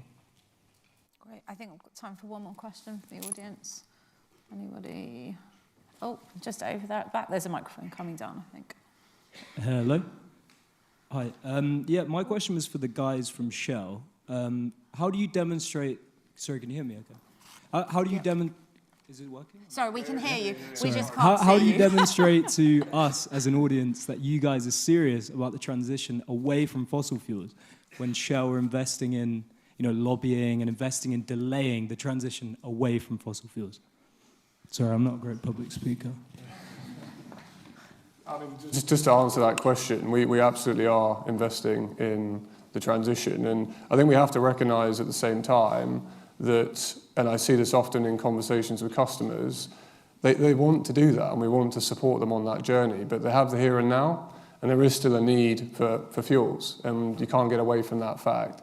But from our perspective, whether that is in public charging, you know, the acquisition, as I mentioned earlier, about Ubertricity for on-street, we've been working with fleets in home and workplace charging for nearly 10 years. And, you know, from our perspective, you know, there's no change in terms of that transition and supporting that. So, but to be upfront, we have the here and now too, and there is, you know, that transition that needs to take place. Yeah, and we're very vested in making sure that we're part of that with the likes of our customers going through that process. Great, thank you. I think there was one final question just over there. Thank you. Hi. So as our friend Michael down there probably knows, Tesla and BP just signed a deal for $100 million to buy superchargers. I thought that was quite surprising. Wondering if you have any hot takes or there's any sort of other discussion about pairing with OEMs to provide hardware or... I can't give an answer on that. I'll speak on behalf of BP and Tesla. Maybe you want to ask Tesla, they're in the room. Might have to wait for the lunch break for the answer for that one. We are bang out of time for that panel, but thank you very much, everybody, for joining us.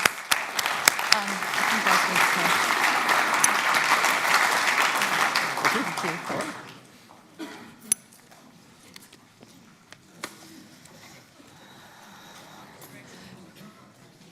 We've got time now for one more keynote before lunch. It's my pleasure to introduce Ian Johnston, the man with many titles, CEO of Osprey Charging Network and chair of Charge UK, which is a newly formed trade body for the charging companies. Thank you. Thank you. Sorry. Thank you.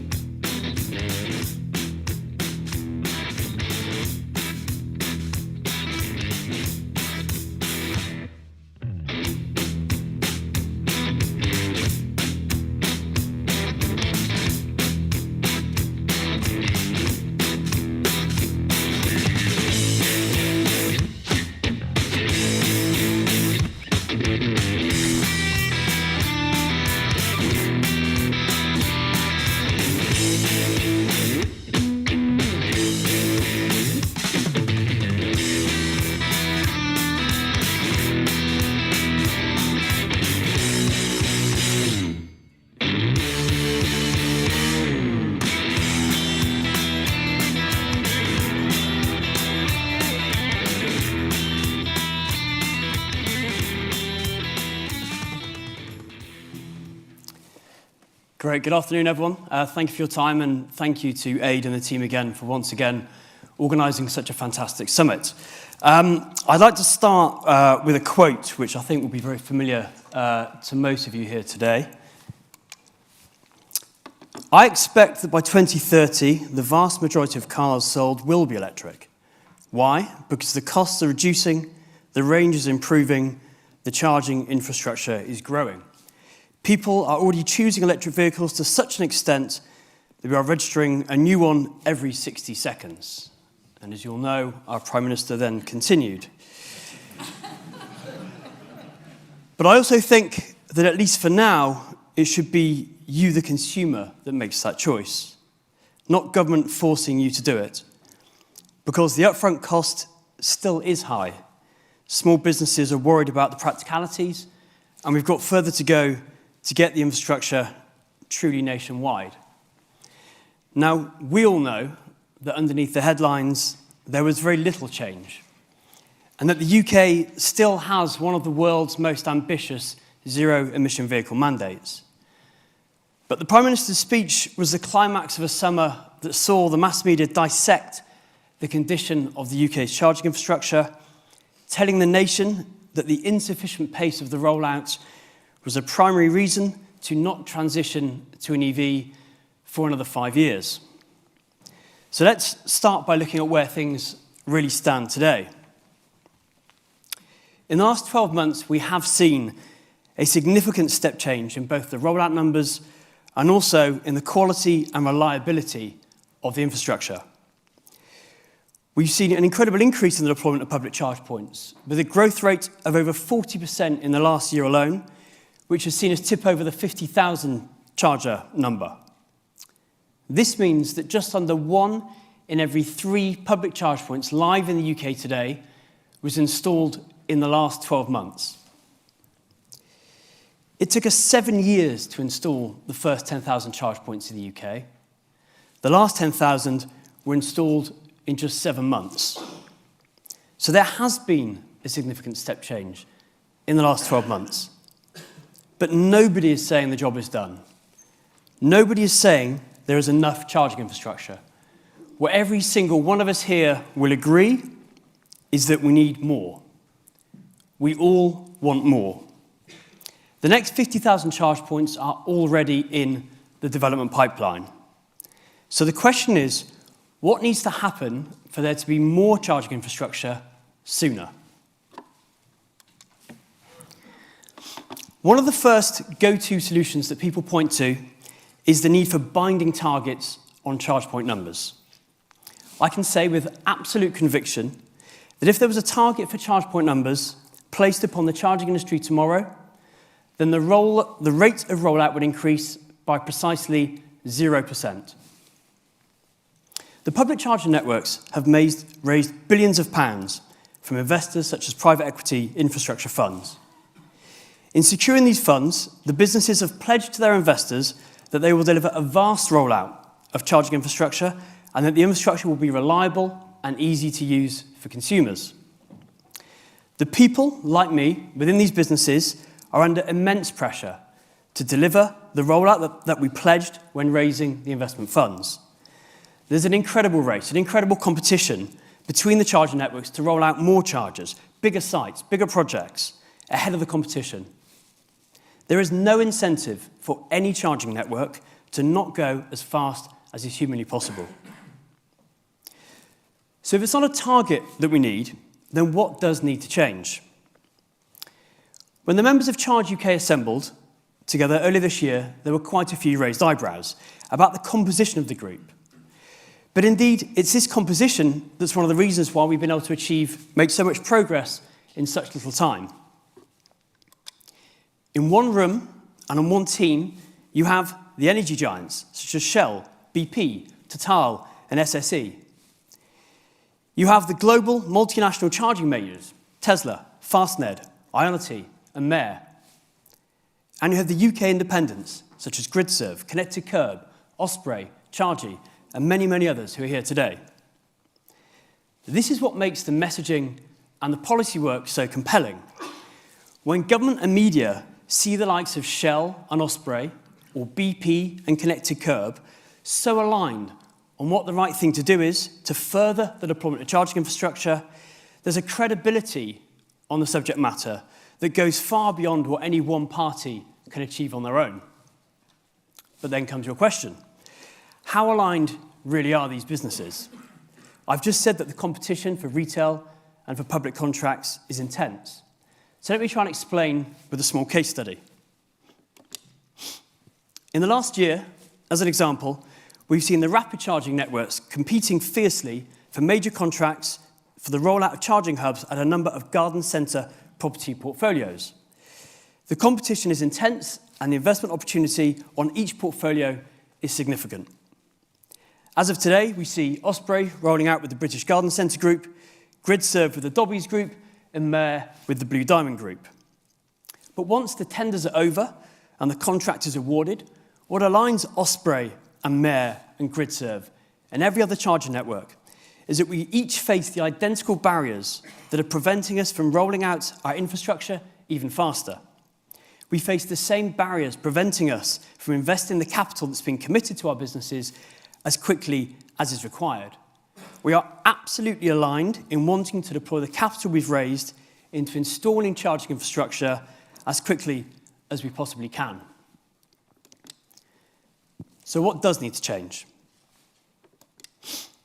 In the next few weeks, Charge UK will release our report on accelerating the installation of public charging infrastructure.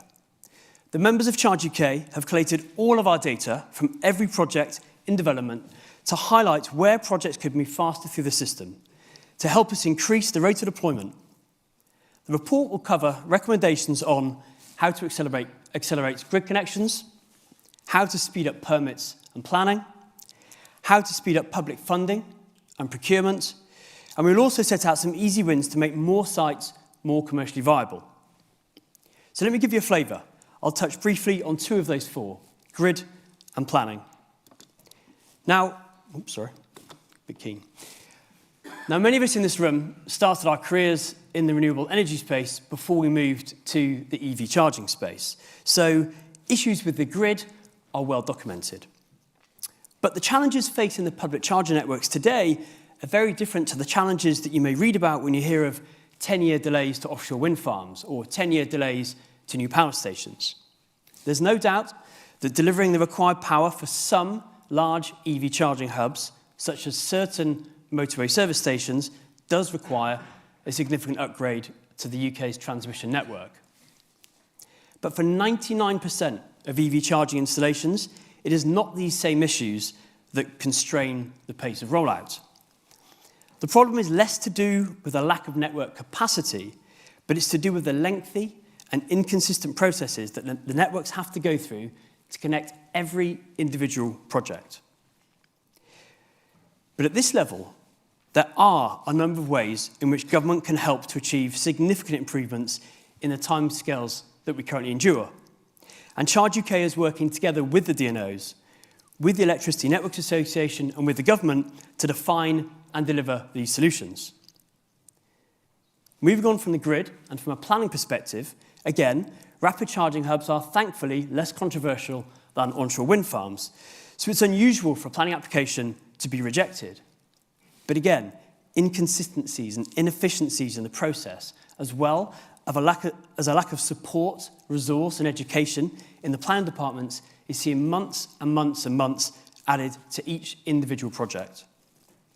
So in summary, we believe that by making targeted, precise and practical enhancements to the project delivery processes, we can achieve a significant increase in the pace of deployment of EV charging across the UK, and that will allow the UK to stand out as a world leader in public charging.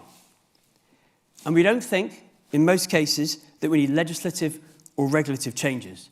We just need to work collaboratively with our partners and in making these processes fit for purpose, with us all pulling in the same direction. So that's how we increase the volume of charging. But how do we ensure that we do so whilst also delivering the highest levels of consumer experience?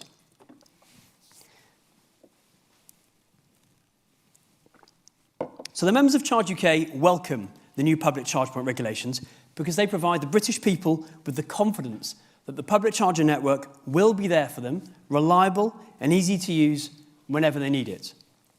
We've talked about the fact that the charger networks have pledged to their investors that they will deliver the infrastructure rollout. But we charger networks also pledged that we will deliver the utilisation of those infrastructure assets. To give yourself the chance of delivering the utilisation that drives a return on this investment, there are some basic things that you simply must do. Obviously, the charging infrastructure must be available. Obviously, it must be reliable. It must be easy to use. It must be easy to find, and it must be easy to pay. Just as there's an incredible competition between the networks to win the rollout race, there is an equally fierce competition between the charging networks to work out what can we do to make you turn left into the Osprey site rather than turning right into the Shell site. What can we do to make you use the rapid en route charger rather than the destination or the on-street charger? Or what can we do to make you want to transact through our app rather than through one of the many fantastic Roman partners we work with? The level of investment and competition means that whilst the Consumer Regulation Act provides critical reassurance to the British public, the private sector is pushing the bar way ahead and then pushing it some more to earn that driver's choice and that driver's pounds as and when they need to use the public charger networks. So in summary, there are three messages that I'd like you to take away on behalf of the UK's charging industry. Number one, we have seen a step change in the rate of charging infrastructure deployment with a 40% increase in the last 12 months alone, and 1 in 3 of every charge point public in the UK was installed in the last 12 months. Number two, but we all want more.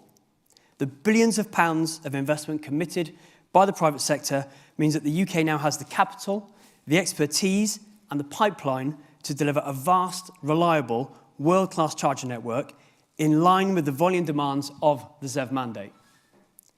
And number three, in the next 12 months, you will see the charging industry working with government, with the grid operators, and the other critical public sector stakeholders to refine the delivery machine to deliver the next 10,000 charge points, and indeed the next 50,000 charge points at a rate never seen before in this country. And I'd like to close with a call to arms to all of you here today. Consumers have been told that they don't need to think about transitioning to an EV for another 5 years. So it's now on us, the wider industries in the EV ecosystem, to take the transition to the next level. The charging networks have shown what can be achieved through collaboration. Firstly, by forming Charge UK, and now by working with our public authority partners on the barriers workstream. Now is the time for all of us to work together on one team in a collaboration to ensure that we drive this transition forwards. So come and talk to us. We'd love to work with you. Thank you for your time.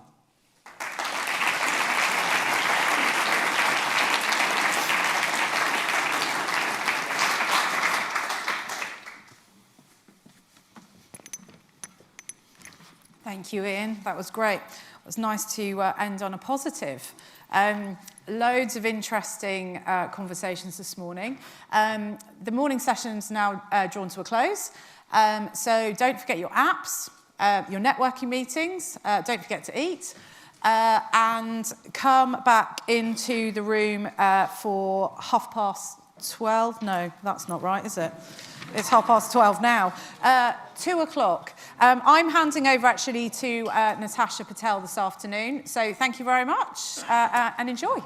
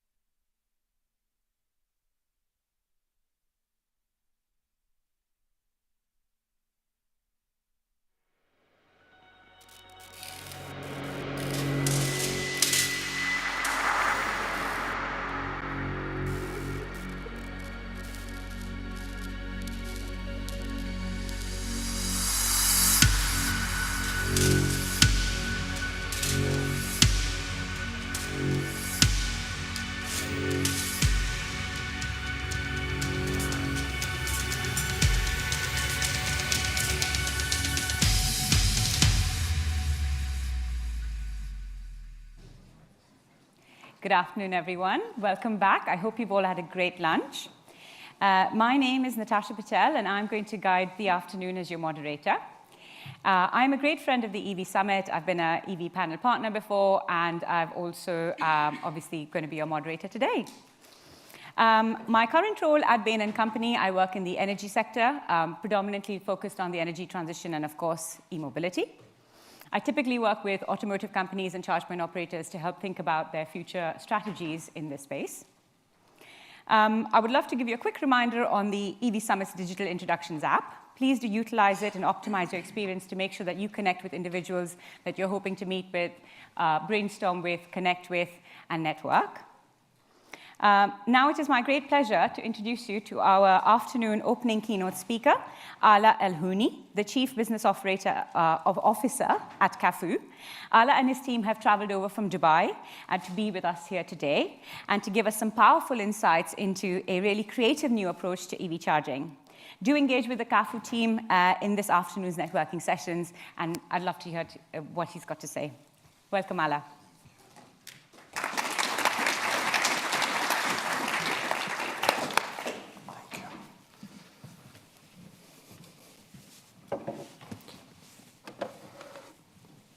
Good afternoon, everyone. Thank you for having us. It's an honor, privilege, and pleasure to be here. Me and a couple of my colleagues flew in from a very, very far distance, but we're excited to be here in the UK speaking to you. I think that what happens in the UK is an example to what could happen everywhere else in the world. And for us, it's an opportunity to introduce what is happening here to the rest of the world as well. So we're here to learn as much as we're here to share what we're doing as Kafu. And before I start, I just wanted to give a big thank you to the organizers. I think you guys have done an incredible job. And many of us don't realize the amount of endless hours that have gone into putting this together. But it's really important for the industry, for us all to come together. And one unique thing that I'm noticing here is in many of these events, 80% of the effort is put on stage and very little is put here. While here I realize that 80% of the effort really went into having incredible attendees, participants, and it's an honor for us to be here. I hope we get the chance to interact with each and every single person that's in this room. My name is Ala Al-Houni. I'm the Chief Business Officer at Kafu. And Kafu was a UAE-born company. We're a tech company. And we're really a platform that provides mobile services to vehicle owners. And the reason that we're here is we were very, very successful at taking services that were, I guess, created over 100 years ago in a very traditional way, disrupting those and finding new ways to provide them to our customers in a mobile way, on-demand way, tech-enabled way. And that's why, as Kafu, we're here today. And I think I won't delve much into who we are and what we do, but we'll talk about the one area that we've been facing over the past couple of years. And I think everybody in this room knows this very, very, very well. But there seems to be an infrastructure gap with EV adoption. And one of the reasons that people are not adopting vehicles is because the infrastructure is not catching up fast enough with vehicles that are being adopted by consumers. And when we look at this, we realize that infrastructure has been critical in shaping the way industries operate for quite a few years now. We understand that what the US invested in their highway systems, Europe and the UK invested in their train lines, really shaped the future of how that entire industry and mobility was done. And the same thing should be considered right now today. We know there's an infrastructure gap, but it's where is it that we're going to invest in and how do we develop it that won't just shape today or tomorrow, but the future overall. And it doesn't just impact this industry, it impacts a lot of adjacent industries as well. So we try to keep that in mind. I'll try to move to the next slide. I think there's a lot of people that understand this much better than we do. We've done our research and tried to understand what is the infrastructure gap that is happening, not just in Europe, we're showcasing Europe because of the audience, but all over the world. And there are several things that are very clear to us. One area is that the automotive industry is a very significant industry in Europe. It represents not just a lot of employees, a lot of wages, a lot of salaries, a lot of money overall, but it is a significant one. And we know that there's a major shift happening within this industry. And what we realize is that different countries are reacting to it in a different way, investing into it in a different way. And just in Europe alone, we could see what adoption is looking like. We could see how much investment is going into the infrastructure and how there's an extreme amount of misalignment within the same neighboring countries and within one economic bloc. When we zoom out and look across the world, this is exacerbated even further. And when you see percentage of EV adoption, percentage of infrastructure development, it looks very, very different across the board. And we believe it's because there's a misalignment between the different ecosystem players that are affecting or having an impact on the evolution of this industry.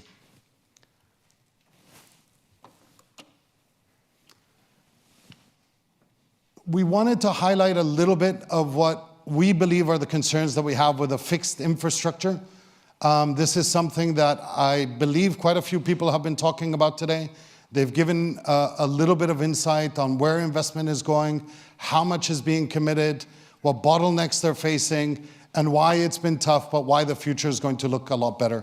From our perspective, when we look at static infrastructure, we see a few pain points that a lot of consumers are facing with adopting and utilizing this infrastructure. One that I heard today mentioned previously was about real estate is very expensive. We have a lot of beautiful cities, not just in the UK, but across the world. And real estate is very, very expensive. And for the chargers to be in a convenient position, sometimes it requires for very expensive real estate. Above and beyond real estate as well, it's many other issues that we've seen when it comes to the grid being able to cater to all that demand that's happening in specific nodes.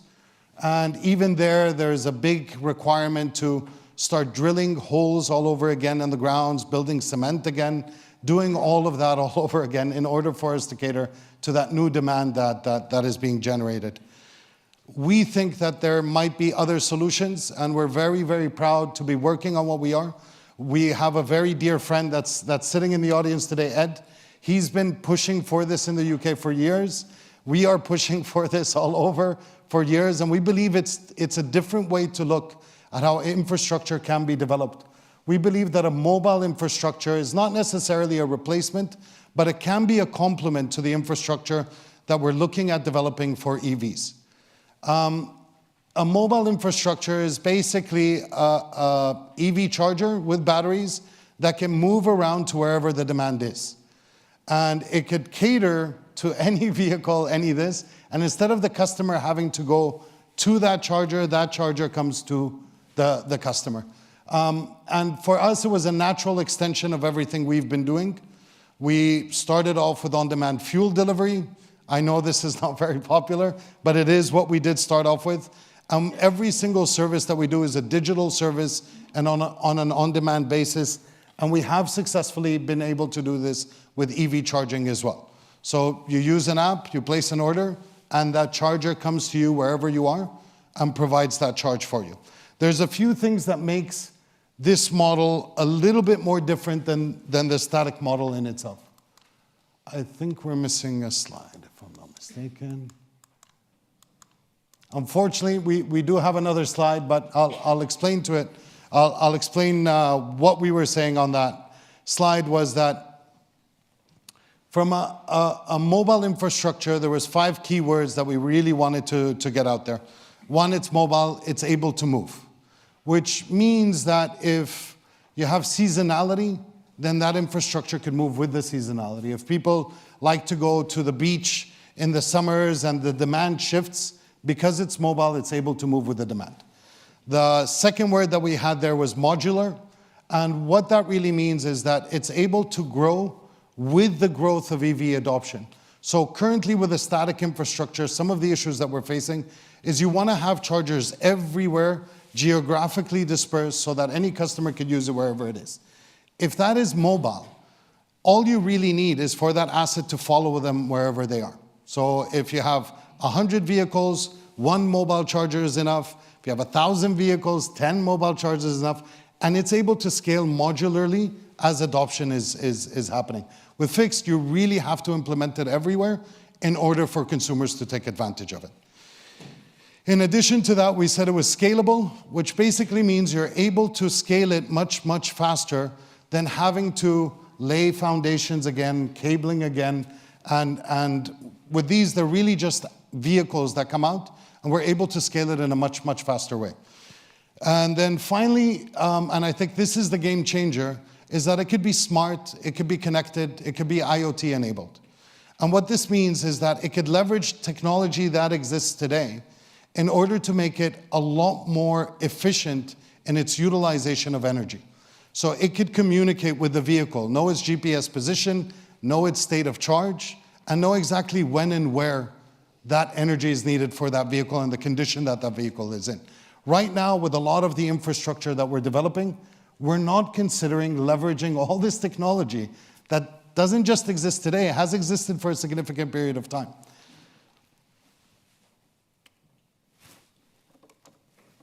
And then the last thing we wanted to say, and I think what's very, very important, is we would like to talk to every single person that's in the ecosystem and have them realize the importance and significance of considering a mobile infrastructure. We've been sitting here all day and we haven't heard anybody mention mobile infrastructure, mobile assets, even though this has been around for quite a few years. Ed has been doing it in the UK for quite a few years. We have been developing it for quite a few years, and it should be part and parcel of the conversations that we're having today. We're not saying it's the only conversation, but it should be part of it. There are several players within the ecosystem that really have to start considering mobile infrastructure. On one side, we're saying the supply chains. OEMs, we have a great relationship with, and we want to have even more, but they need to consider this as being one of the options in which they're going to be able to sell their vehicles, their assets, and this is an easy solution to help that adoption. But not just them, the utility companies are others that really want to work very closely with us. The reason is we're mobile batteries. So we're able to charge during off-peak hours and deliver that during high peak times when the grid is already suffering a lot of constraint. In fact, if you're connected and you're smart, you don't necessarily need to charge when it's most convenient for the customer. You could charge it when the vehicle needs it the most, not when it's most convenient for the customer. Those are two very, very different things. In addition to that, we really want to talk to the governments, and we don't just mean federal or country level governments, the municipalities, the boroughs, the cities, and for them to start considering what a mobile infrastructure could look like.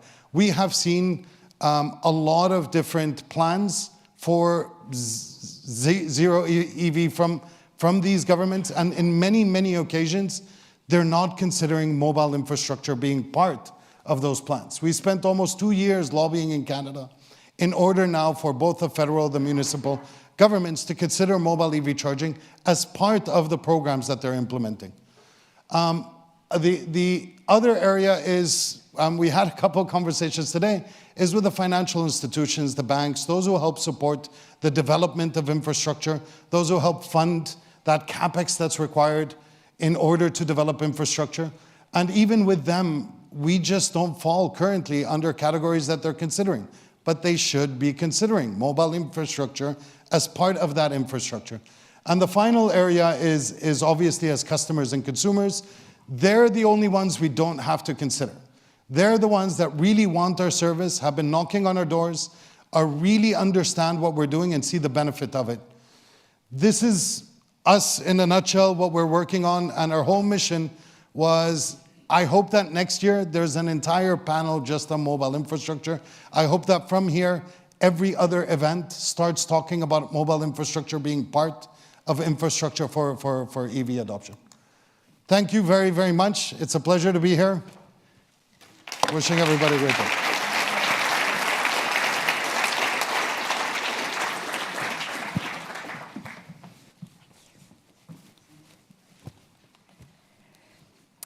Thank you, Ala. Really dynamic insights and really interesting perspective on how there's no one answer necessarily on EV charging infrastructure. There needs to be a variety of solutions. And I loved how you talked about incorporating the energy flexibility into it as well, because that's absolutely a solution that we need as we think about EV charging infrastructure and electrification at scale. So thank you for that. That's amazing. We'd now like to move on to our next panel session on mobilizing the vehicle as a service ecosystem, brought to us by Mobilize, Renault's mobility platform. Please could our speakers join me on stage?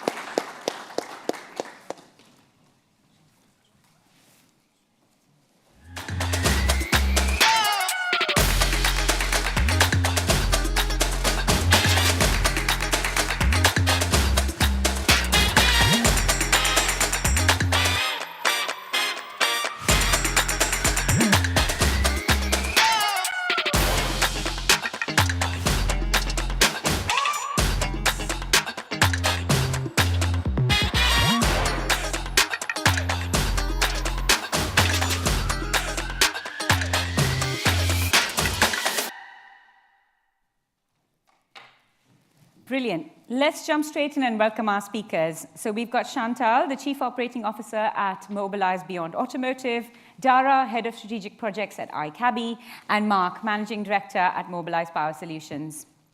But first, I would like to offer the floor to Chantal. A few words from our panel keynote speaker.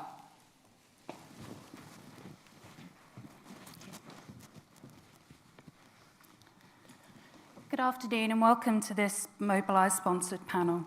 Mobilize may be new to a few of you, so let me please take a moment to put the brand into context as part of the wider Renault Group and explain our plans to address mobility as a service and vehicle as a service needs. Renault Group is currently undergoing a major transformation named the Renaulution.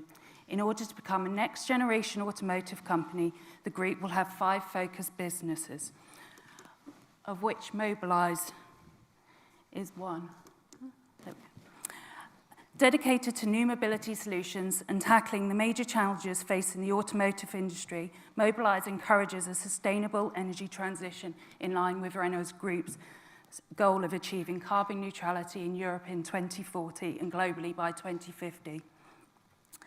Mobilize consists of 3 main areas: mobility solutions, covering subscription services, dedicated vehicles; energy services, with the brand Mobilize Power Solutions, our lead in home and public and business charging. And in the UK, we also have Mobilize Financial Services, providing retail and corporate finance solutions. So what are the trends facing us as an industry? Electric vehicles, as we've heard today, generally higher priced than their ICE equivalents, with demand for services that support their ecosystem now also being required alongside the charging infrastructure. Connectivity, increasingly more data is being produced by the car, providing us with a lever to optimize our operations. Customer behavior, increasing the need for flexibility, and convenience and frictionless services are now a must in this business.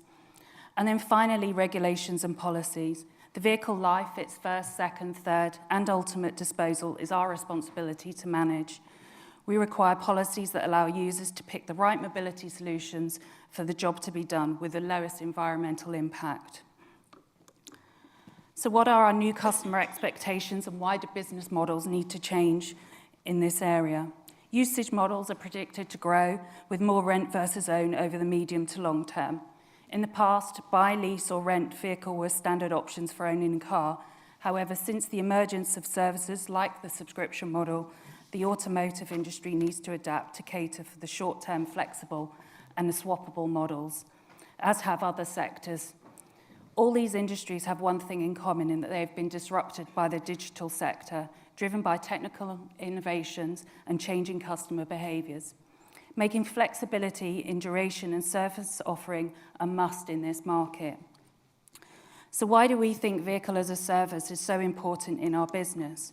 We see it as the 4th gateway to the car. Vehicle as a service delivers with the flexibility that users now expect, simplifying the movement of people and goods, making life easier for all involved, are the obvious benefits to those who opt into the vehicle as a service or indeed the mobility as a service system. But it's also expected to have a multi-level impact on sustainability through extended life of vehicles, the energy transition, and a move over to EV. First, the vehicle that linked to an ecosystem can be tailored or personalised to all travel needs. The digital ecosystem brings together the network of experts. That means personalised support is guaranteed for every user, whether a transport professional or the final end user. The payment solutions and insurance and maintenance are taken care of within a single bundled services that simplify our customers' daily lives. And finally, VAS is the model that can support making the switch to electric an easier option by removing and dulling the noise often cited as barriers to making the change, such as cost of vehicles, charging and charging infrastructure, and uncertainty and reliability around new technology. I've referred to VAS and mobility as a service in tandem with each other, and the reason is to many an extent they are intrinsically linked to each other when you map out the entire value chain. Mobility as a service platforms that support end-to-end trip planning and payment services across all modes of public and private transportation. As an example, what to the taxi fleet owner is a vehicle as a service bundled offering, to the taxi driver is not only part of the VAS system, but equally taking his fare bookings through a mobility as a service platform. Mobilise proposes the perfect object for urban mobility and last mile services. In its urban quadricycle version, Mobilise Duos offers 2 tandem seats. In its utility version, Mobilise Bento has the capacity to accommodate long loads and meet the needs of artisans as well as last mile delivery professionals.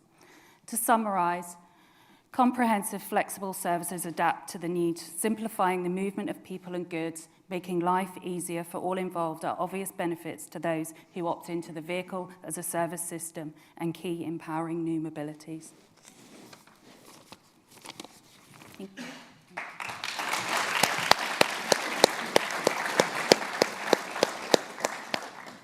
Amazing. Thank you for that introduction, Chantal. Sets up really nicely.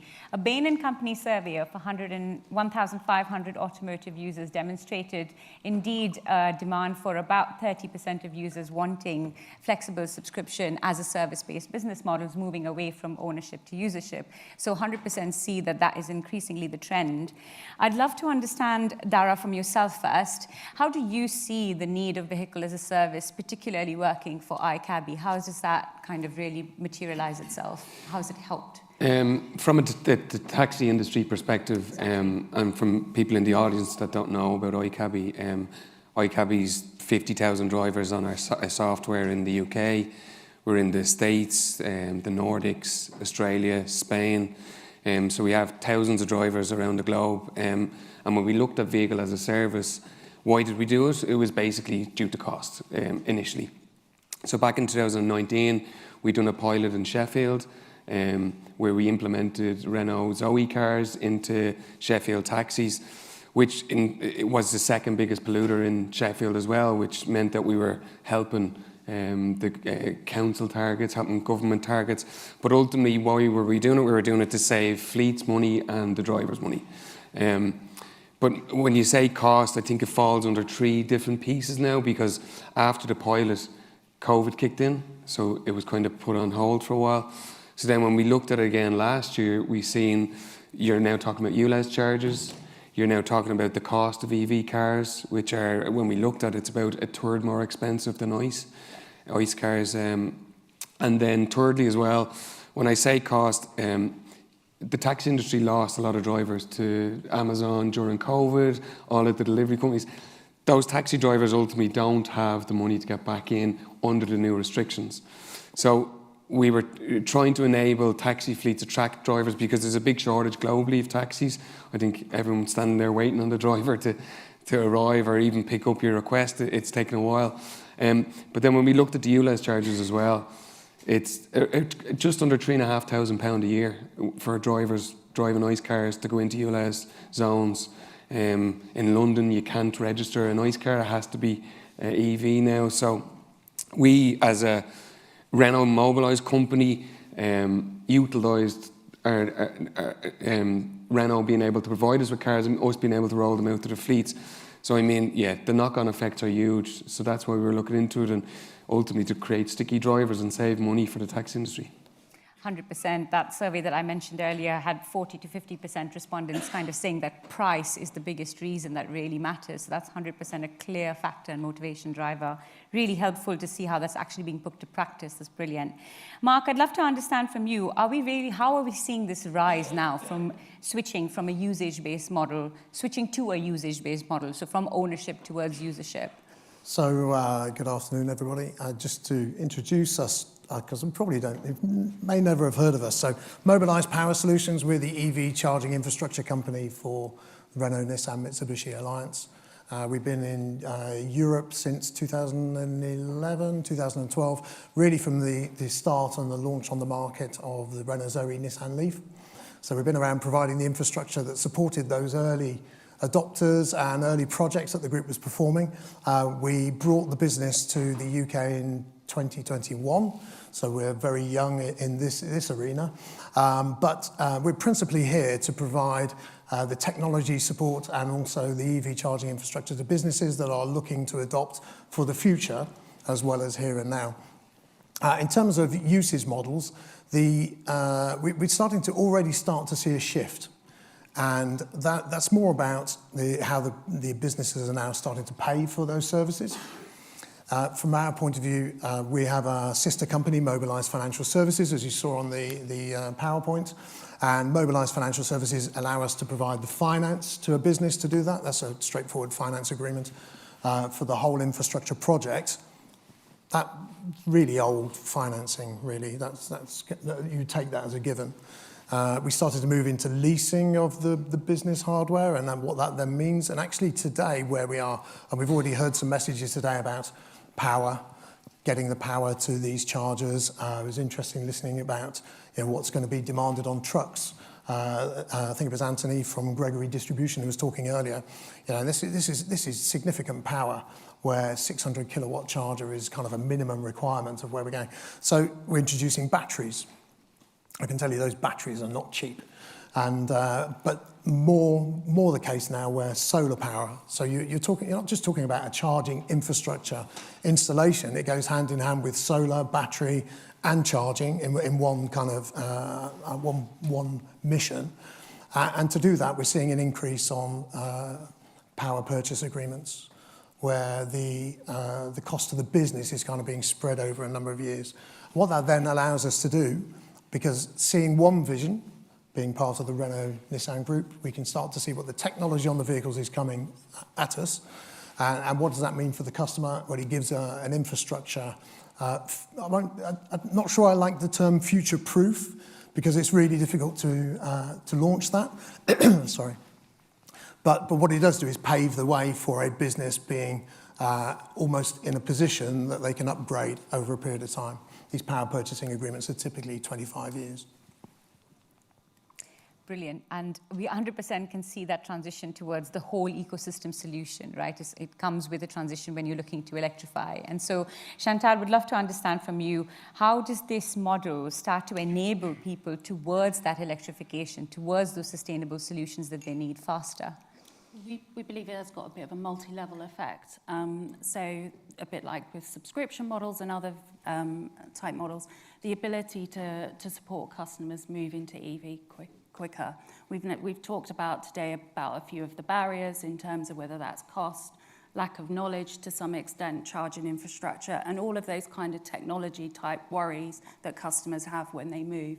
That's no different in the fleet or the vehicle as a service industry either.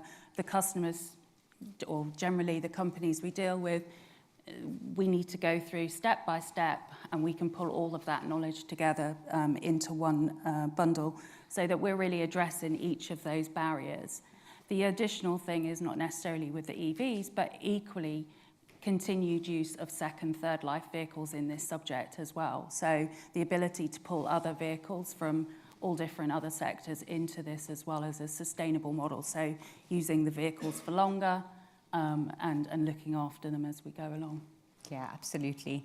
And Mark, I'd love to understand on that point that Chantal just touched on, some of the the barriers in this ecosystem. If I flip it around, what do you see are the key enablers in really making some of this ecosystem come to life? In a lot of cases, it's being able to finance it. You know, I think money talks in this game, and really having business easy access to the finance and funding. Yeah. You know, we have really a headwind in the UK where the subsidy is available to businesses, and charge point operators in the room will know this, that it's not great. And when we compare to other countries in Europe, there are significant subsidies. We're running a project across Europe now called Mobilise Fast Charge, which is to enable dealerships who have the land, because part of the issue with launching these high-powered hubs is to acquire the land. But we know that franchise dealerships have the land. And quite often that is, certainly in Europe where land is perhaps more freely available, an enabler, because it allows us to do that. And customers, drivers, owners, renters are used to dealing with franchise dealers, so they know where to go. There's an element of trust there already. But in order to do that, we need the subsidy to help us roll that out. You know, it's a significant amount of money. And quite often the power is available. It takes a long time to get it to the site where you want to be, but it is possible. But quite often it's the money that needs to be put behind it to get that power to the site. Absolutely. And I'd love to understand, how do you think about the solution that some of the power flexibility solutions you touched on earlier could help in situations like that? So it's the typical shifting from CapEx to OpEx. You know, it's a number of businesses that we're talking to right now where it's the inevitable question of, do I spend now? Do I spread it? Do I finance it? We work across the different transport sectors. So whilst we're a Renault Group company, we service the whole sector. So cars, vans, trucks, buses, and even a bit of ship to shore, or shore to ship, actually. So in all of those scenarios, the requirement is very, very different. So it would be easy to say, well, let's look at these power purchasing agreements and spread it over a period of time, but it's not the right solution for everybody. And being in a position with Mobilise Financial Services to be able to offer that, I think, gives a good backbone to finding the financial source to be able to deliver it. Please. What we found, we've done a lot of research around the UK in terms of going to councils and saying, okay, well, if you think about it, the taxi fleet in your town is probably up there with the top polluter. So why don't we help you? But what we require coming back is to go direct to the fleets or direct to drivers to give them the grants. And that's kind of a granular point to what Mark was saying. But I mean, when we talk to those councils, they're very much, okay, perfect, somebody can help us. Because I think there's a good few councils here today, and we'd love to speak to them to say, look, we can help you reach your targets by 2030, etc. But we require some sort of help to the drivers or to the fleets, because like if we looked at fast charging to a fleet, you're talking upwards of £50,000, which it's quite an archaic industry, the taxi industry, where that they say, oh, I'm not really into investing that amount to 50,000. So if we can try and alleviate some of that, then it helps obviously the council's targets for zero emissions by 2030 or 2035, etc. So. Sorry. It's a really interesting point, because the project we were involved in Sheffield, for example, was born out of the fact that the mayor for that combined authority had a target, and the mayors for the combined authorities have a period of time in office. And he was saying, well, the challenges that I have are the cut in bus services. And frankly, everybody in this room, we either do or could drive an EV, have access to an EV, and we live, and that's our world, and we live in that ecosystem. But for the majority of people in that city, it was just not going to be possible. So how do you replace the typical services when the bus services were reducing to provide a service that could provide mobility for all? Absolutely. And actually, touching on that, I'd love to get a bit of perspective. Mark, you touched on it earlier, is kind of what is the global sort of view on this? So we've given a really good perspective from UK, and it's Mark or Dara, who could kind of comment a little bit on the global opportunities around this as well. From our perspective, I was on a call with a company from Holland Thursday. We're just on an integration, 4,800 cars up in the Nordics. They're very interested. Spain, a company in Barcelona, Madrid. iCabby's just rolled out a new software in the US to be able to do hospital trips. And it's really taken off. It's groundbreaking what we've created.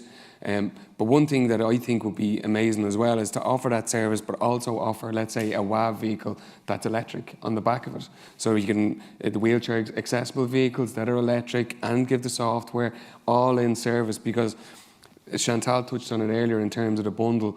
The bundle that we offer has service, maintenance and tyres. It's the car, so it's about a hassle-free electric vehicle car that they just get in and drive. The company that we have, that's a Renault company, do the fleet management on the back of the service, maintenance and tyres, so they contact the drivers directly and say you're due your service, and it's in their interest because they keep the warranty, so it's an all-in package. So yeah, and back to your point, every country that we're in, they're asking for us to get them electric vehicles.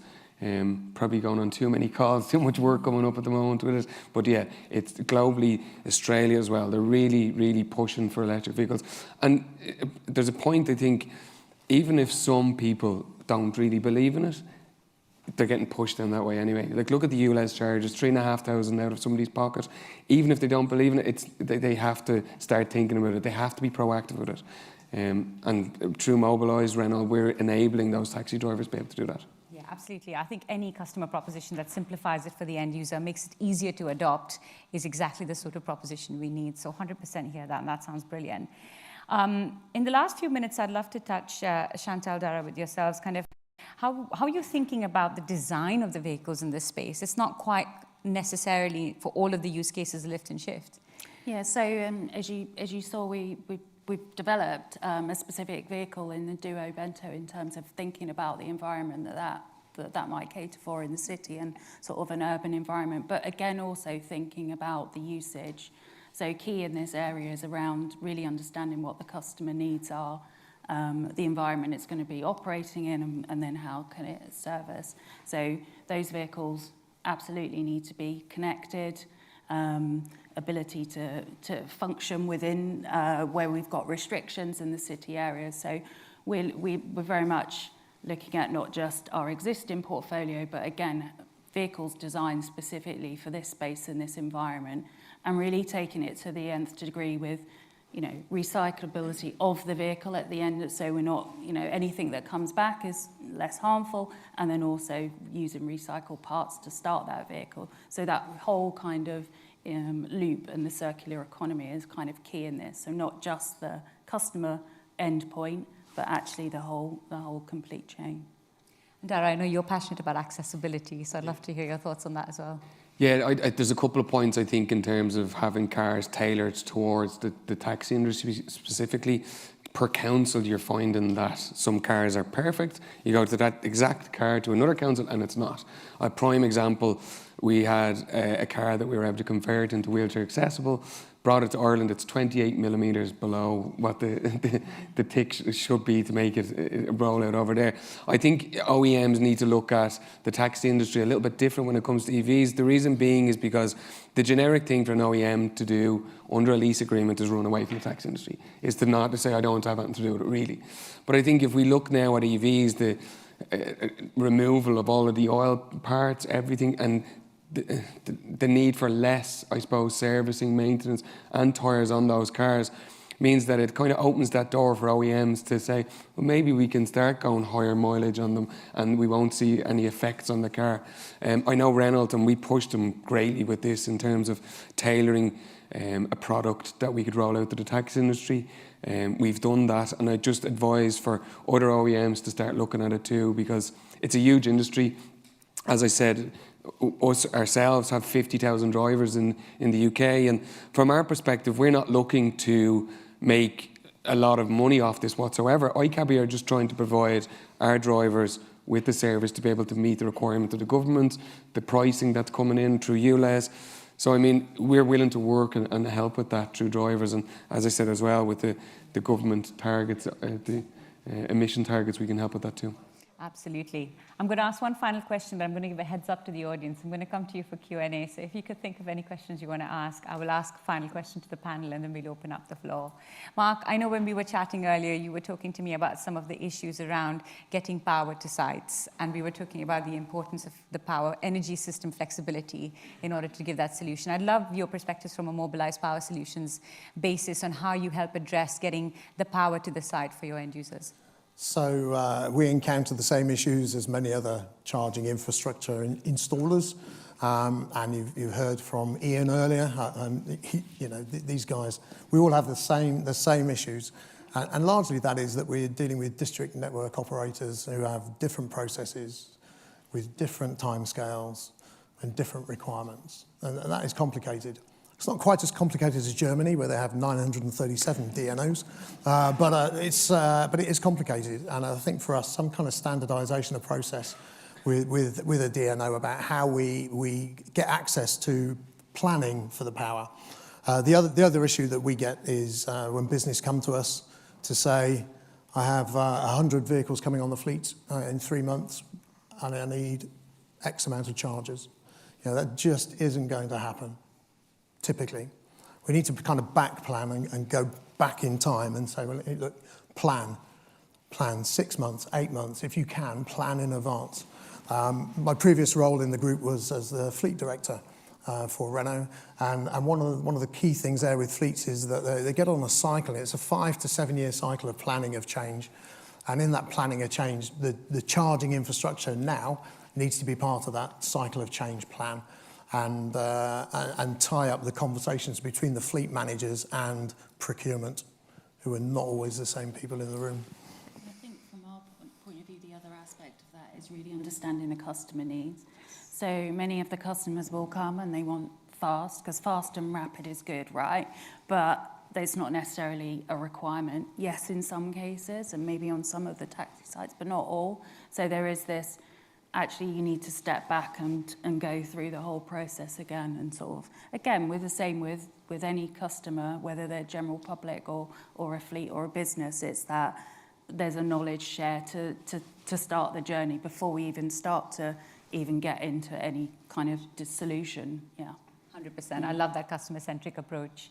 Thank you for that. I'll now open up the questions to the audience. If you have a question, if you could raise your hand, the microphone will come towards you.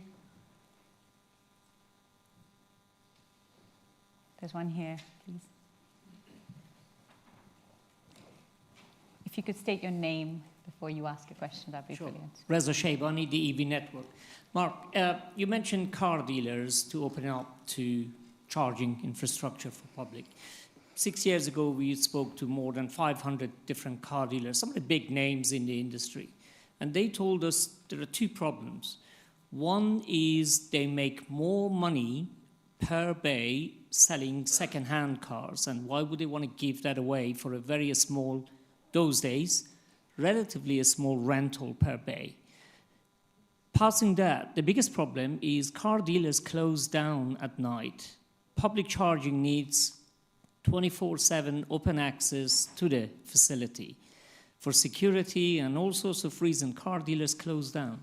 How do you get around that? But more important, the fact that they even told us the numbers they make per week selling a second-hand car. Great question. So a typical car dealer will make, I don't know, Ian might correct me actually, but they're £12,000 per bay 10 times a year. So you're talking £120,000, you can do the maths. So it's good profit that comes out of those bays. And in some of the tight sites, it frankly doesn't work. And you have to have very, very strict criteria. Do they have the space? Are they 2 minutes from a major highway? Frankly, do they have access to power? And who you're trying to work with, not everybody is forward thinking on the detail. And one of the learnings of that is, as we started to project mobilised fast charge in Europe, in some of the conversations with the franchise dealer, actually it's not the franchise site that they want to put this hub on. They might have a used car supercentre somewhere where they've got spare space. I'm thinking of one now in the south of England. It's right on a major roundabout. where the motorway ends and the dual carriageway starts. And, you know, so they do have space. It's about how they start to look at it. They're very interested in how we get the customer, because I think, put myself in the mind of the franchise dealer right now, how do I keep customers coming to my dealership? Most people are speccing cars, and we've all done it, I guess. You go online and you say, well, I want one of these in that colour and I want these accessories, and it's becoming a lot easier to do that. And in some cases for manufacturers, some of the OEMs that we work with now have a full digital e-commerce solution, so actually why do they need to go to the dealer? And so they're either going for used cars, the profit per bay, or they're going for after sales into the service, and they need to drive footfall to the sites.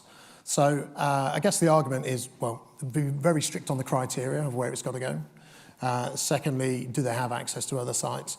And frankly, being part of a group where the OEM has the franchise agreement with the sites makes that a little bit easier. But it's more about, does it work on that site? Is it accessible? Do they have the space? Can we drive it? And are they forward-thinking enough to say, I know used cars today are in that area, but you know the notion of a used car supercentre going back in time, it has changed. Very professional outfits. So sorry, there was one part of your question which said about access to it 24/7. It needs a redesign of the site.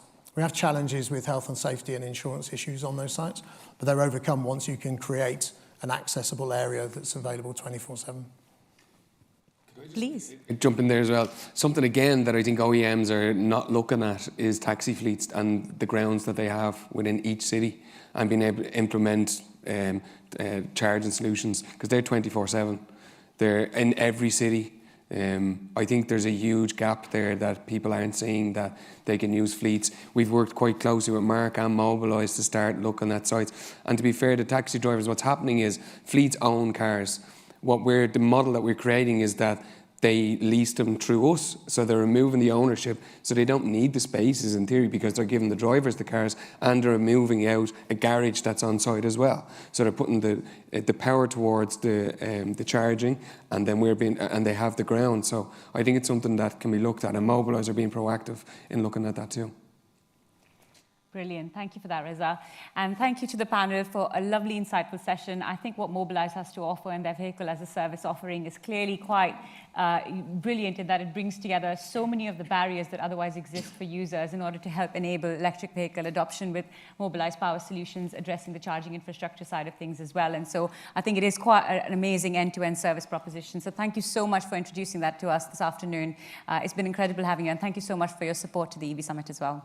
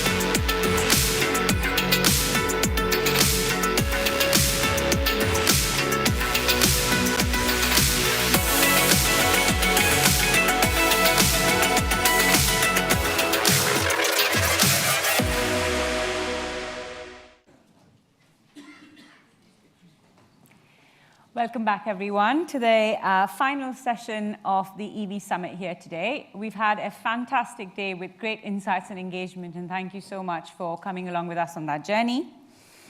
It's a pleasure to introduce our next panel, the Web Fleet panel, that we will be exploring the route to electrifying fleets. And very many thanks to Web Fleet, our new EV Summit partner panel, for sponsoring. We warmly welcome you. Together, we'll be exploring the role of drivers, data, and strategic partnerships in the electrification of fleets. Joining us on this panel is Taco, the EV Program Director for Bridgestone Mobility Solutions, Hotzer, the team manager at Riverford Organic Farms, Mike, Managing Director of Vitol EV, and Tim, the Managing Director at Campbell's EV Consultancy. So we've got a lot to get through, but first I would love to invite Taco up on the panel to give us his keynote presentation. Thank you very much. So, good afternoon, everybody. And thanks for joining this panel discussion. And what we want to discuss is the route to electric fleets and why drivers, data, and strategic partnerships are crucial there.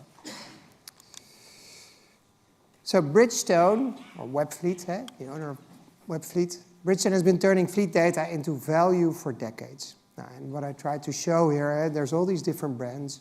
Across all of these different brands, we take the data and we turn this into great value use cases such as productivity, cost saving, safety, or efficiency.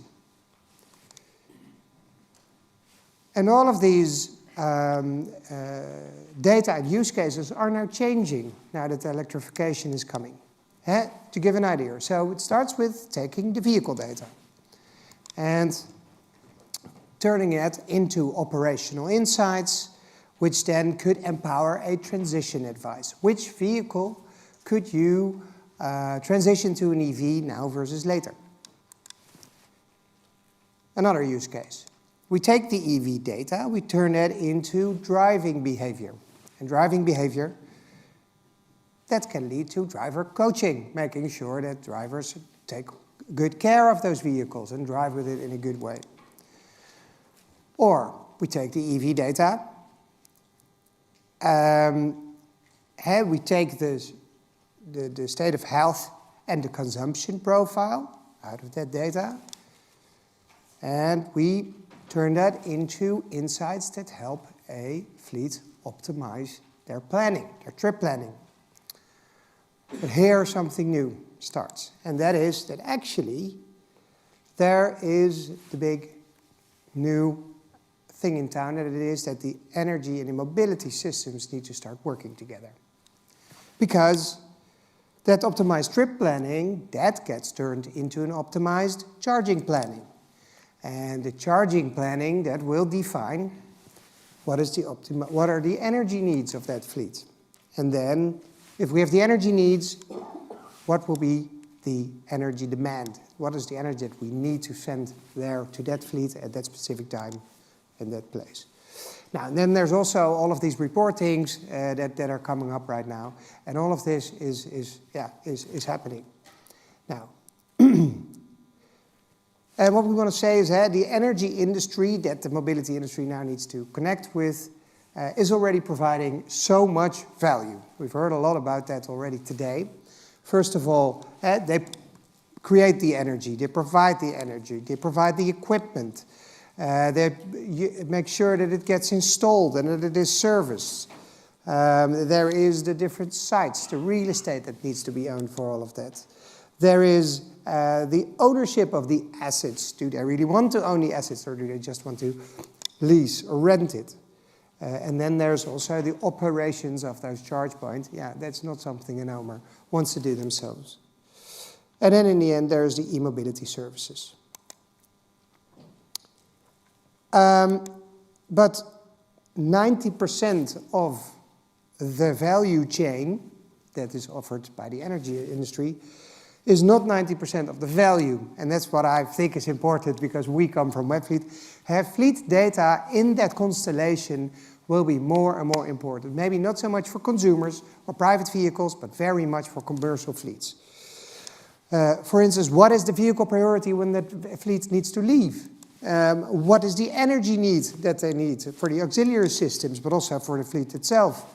And what will be the time that the vehicle will arrive and leave? All of this is necessary to plan the right charging mechanism. So, electrification really requires the mobility industry to integrate with the energy industry.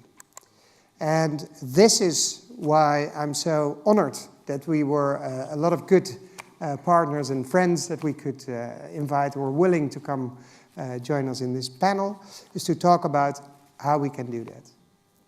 Thanks a lot already.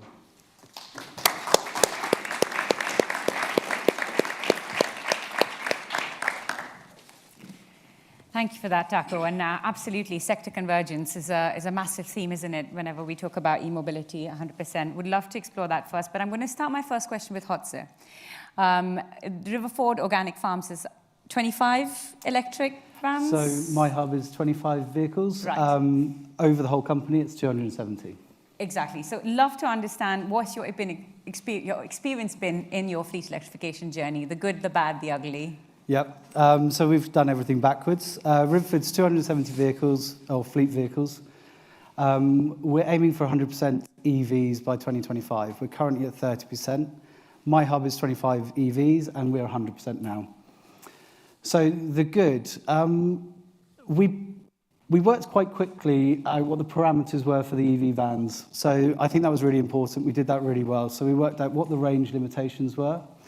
We used OptiDrive scores to work out which drivers were most capable with the EVs to see what the vans were capable of. We also used the OptiDrive scores to find out which were the worst drivers and put them in the EV vans so we could find out all the problems that they would bring up. So that meant that we kind of had a really good expectation of what's the worst, what's the best. Somewhere in the middle is where you're going to get your normal van usage. So OptiDrive was fantastic for that. We then adapted a lot of our routes and the way the drivers work. So a lot of the drivers used to take vans back home. It required us to have all the vans back at the hub. So Riverford has moved from having vans going back home and we didn't want to rely on the network for charging. We want to have charging done at the hub where it's cheapest. In the future, that allows us to go to possible self-generation, so things like solar panels, again, reducing our costs. So that ambition to go all EV has been really good, and I think we've done that really well. The things we didn't do well, we didn't plan for the power of the charging pretty much at all. We assumed that we would have enough power going into our sites to put all the chargers through and charge up all our vans. What that led us to is one morning coming in and half of our vans not being charged. So we then had to basically go back to having 50% of the, 12 vehicles, 12 vans that we'd bought. We'd bought brand new EV vans, were just sat on the side for 6 months while we waited for the DNO to come out and upgrade our power supply. It's one of those things where I think if you're looking at going into an EV fleet, start talking to your DNOs straight away. Work out if you will need a power upgrade, they will be able to help you with that.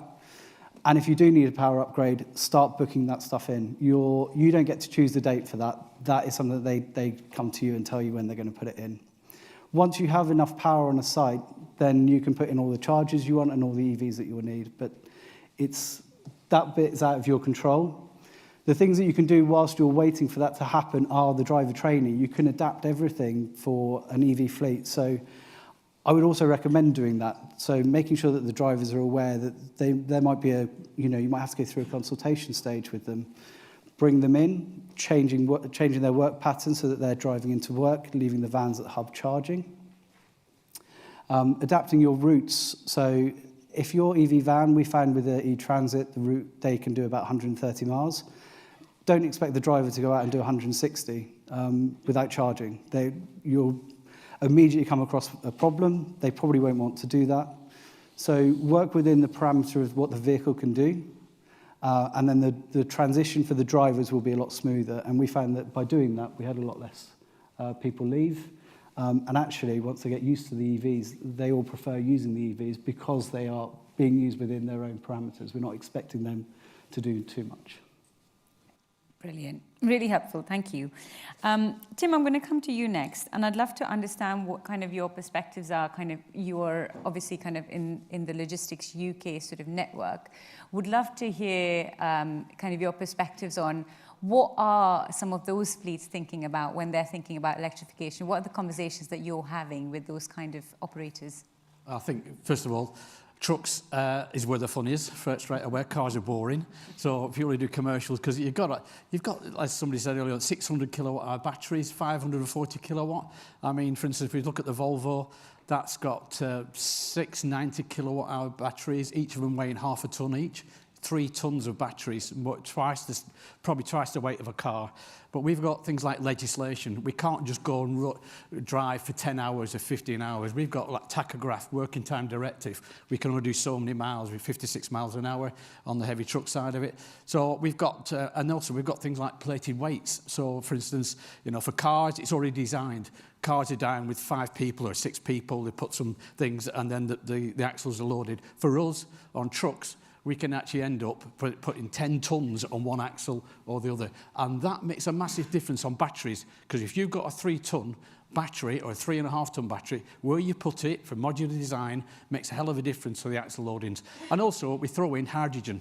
People are saying, you know, where's this split for trucks? You know, some people are saying hydrogen's the way to go. Some people are going electric. So what happens is people say, I don't think I'll wait until something's decided. And unfortunately, if you put your head in the ground, you're going to get run over. So mainly to a lot of people, I'm saying, okay, then, yeah, it happens. So it's just the way it goes. So what I did to a lot of the customers, obviously, I was approached 4 or 5 years ago. National Grid worked out the fact that fleet vans and heavy trucks was where the problems are going to be. I work for them 10 days a month for a year, looking at our strategy on the ventures side, National Grid Ventures, looking at the strategy up to 2040 in terms of where the hits were going to be, how the energy is going to be. And the good thing, I think, really and truly, what I'm really impressed with our industry, as the truck industry, we realise this is really all of us together. So we've got people like, and this is where the operators have got to work out, the fact we've got Daimler, we've got Volvo Group, which is Volvo and Renault, and we've got Traton, which is Scania and MAN. They're actually putting $500 million in and saying, okay, we'll build our own infrastructure because we're going to work together. We hate each other, but we're actually going to work together and actually put 1,700 high-powered chargers. We're talking about megawatt chargers. We're talking 0.5 megawatt to 3 megawatts. These are going to be water-cooled. It's a different world completely. So, and they've said, okay, then we realise that the fact that if we don't get an infrastructure in, none of us win. So instead of all trying to do it one by one, let's get it. And there's a big message I try to put to logistics companies. They're saying, okay, then, if you're on an industrial estate, if you want to take a DNA upgrade one by one, and you spend $500 million, because don't forget, you're talking 620, you're talking 100 of these trucks, it's a small village.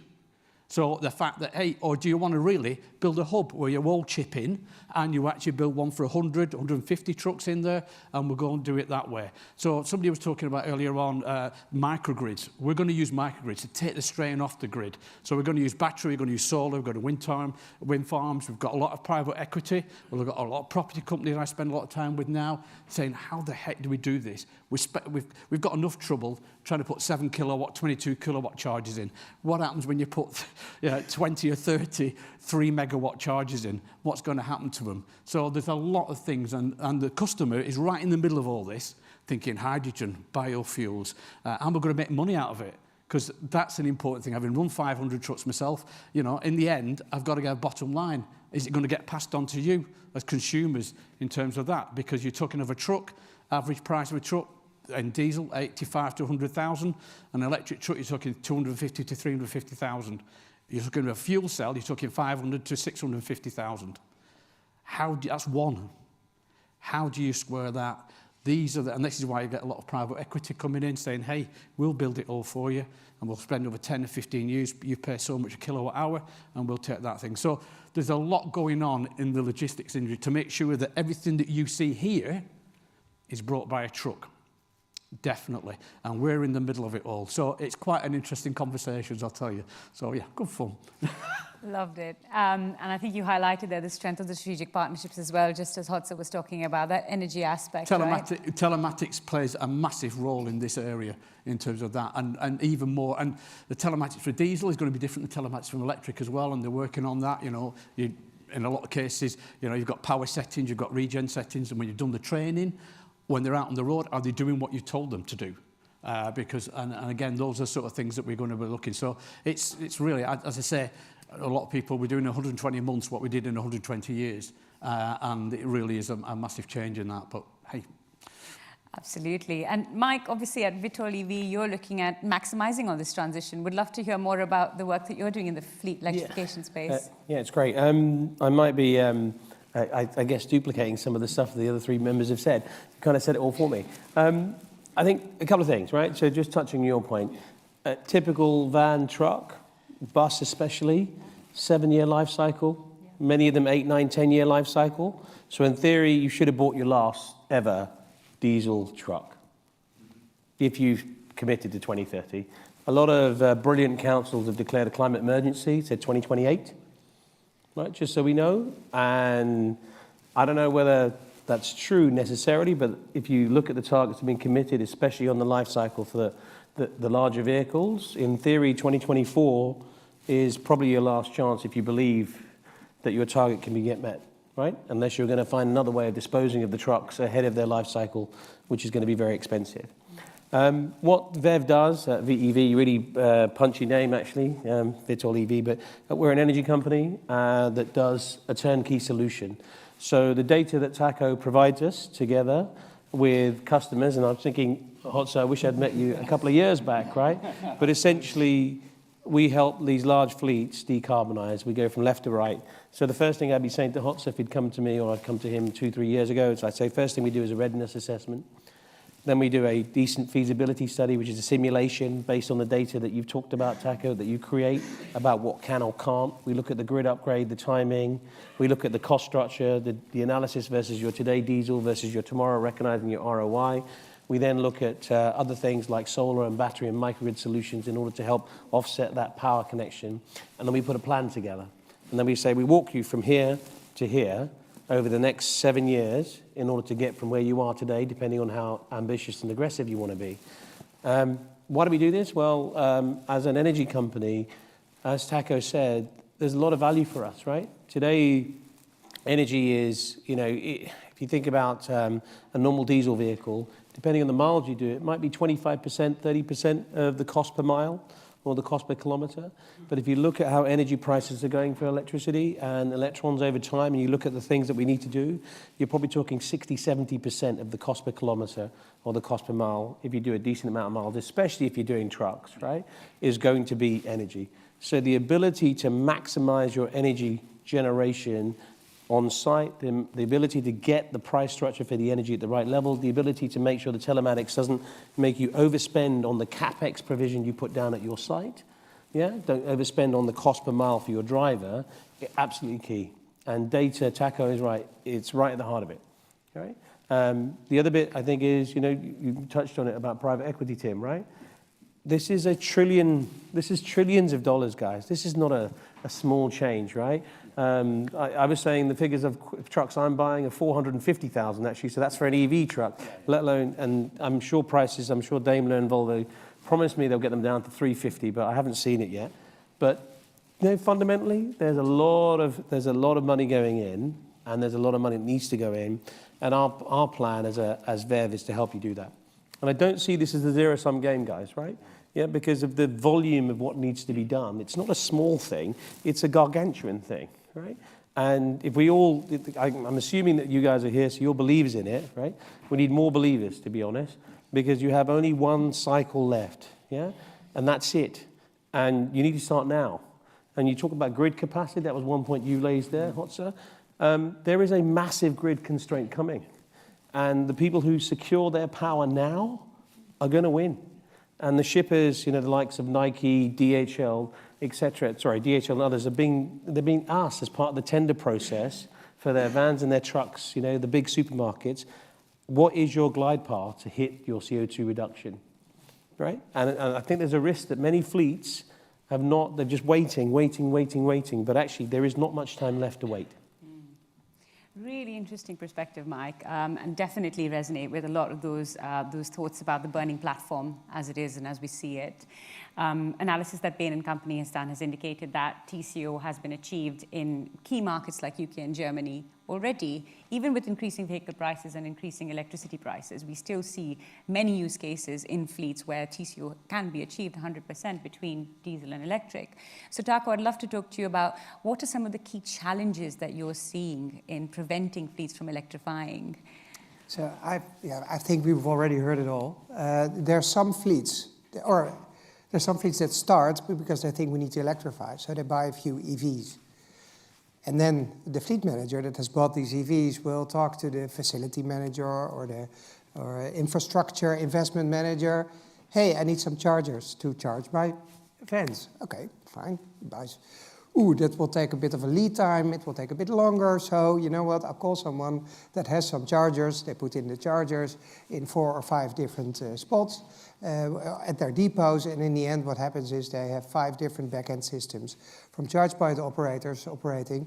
And if they want to optimize their operations, which is changing along with the whole electrification, that's what they're then learning, it all becomes a bit messy now. And the first thing I think is important to do is make sure that there's a bit more planning going on. Now, the planning requires data. Now, of course, there's the data there from vehicles, but you also need to have the insights of that data. What is the new operation going to look like? And the new operation, that lies really the basis for that planning. In order then for customers or fleets to be able to come over those disadvantages or those challenges, is to also get into contact with the right people. And that is why we also believe it's really important to work together with partners. And yes, there is indeed that it's not a zero-sum game. Actually, we should all we have one enemy, and that's climate change, right? So this is what we should be fighting together. And this is also how we look at that. Let's educate, let's make sure that everybody comes together as soon as possible to make those changes. And let's also make sure that we build that ecosystem. Now, and of course, we've heard a few things, right? There's the operations, there's how the driver drives, what is the planning of the fleet. All of that is also systems. Now, luckily, Webfleet is already integrated with all of the systems that play a big role in mobility land. But now what we want to make sure that that is also easy to talk to by the energy side, all the systems on the energy side. It might not be computers talking, but it could even just be processes talking to each other. So, hey, you need to be able to get your grid connection fixed, or you need to be able to already order chargers over there. That's just processes, not systems. And these are the things we're doing to try and help out. Absolutely. And just reflecting on what the panelists talked about, we're clearly hearing that there is a complexity in this transition, right? It's not a straightforward transition. There are lots of moving parts, lots of external bits that you can't necessarily control as a fleet operator. And then you're kind of sitting there and saying, it's quite big and scary. But Hotsa, I'd love to be able to understand from you, what did you see as the value that you've driven out of fleet electrification? Because the best way to spur someone from something that feels big, complex, and scary is to say, well, there's money to be had. Yeah, wow. So one of the things, Riverford is, one of our big ethical values is doing the best we can for the environment. So our brand reputation by going around in an old diesel van is kind of a bit tarnished. Whereas if you're going around in an EV, especially in a town centre, you've got diesel surrounded, pouring out black fumes, and then you've got our van with a big branding on the side, and it's dead quiet. It just looks good for your brand, no matter where you are. There's everything about an EV is nice and quiet. It looks new. It's you know it's better for the environment. So brand reputation is huge. In terms, as a manager, if you don't like your local service centre, then having an EV is really good. The amount of days off the road that the EVs have had since we've gone fully electric, I think we're on about 5 days for 25 vans over a year, whereas our diesels can do that in a week. So we've saved a huge amount of time of the vans being off the road. Services take about 25 minutes. They are done in the hub, so we don't have to take the van off the road for a service. Repair bills have been absolutely tiny in comparison to the diesels we're running. I would say the drivers mostly prefer them, so almost any opportunity they have, we have some of our relief drivers who come in from different areas. They'll come down in a diesel van and they will ask to use an EV. So once they've got used to them, driven them once, they generally just want to be using an EV. They're quieter, they're easier to drive, and they usually, they're a lot more full of all the toys and stuff. So I know that sounds a little bit throwaway, but for the drivers, when you have all these things like automatic cruise control, you have full 360 cameras, it just makes their day a little bit less stressful. So we have less damages because of it. And our OptiDrive shows that all the drivers are driving to a higher standard in the EVs than they are the diesels. We had a nice bit, as I said earlier, where we had 50-50 split. All the drivers that were using diesels were 1.5 points or more below the EV standard. And as soon as we moved everyone over, there was a literal jump by a point across the whole 25 drivers in our hub.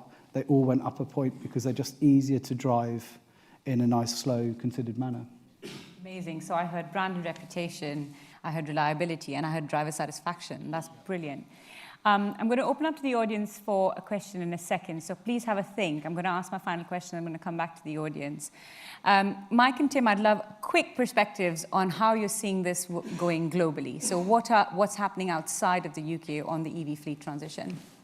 I think, first of all, globally, on the truck side, we've got people like Germany who are paying road tolls that are making sure the fact that an electric vehicle is charged less. I think Germany, I was in Germany a couple of weeks back, 25%, no matter what happens, it's zero at the moment, 25%, they guarantee the fact that we always only be 25% whatever the diesel prices would be.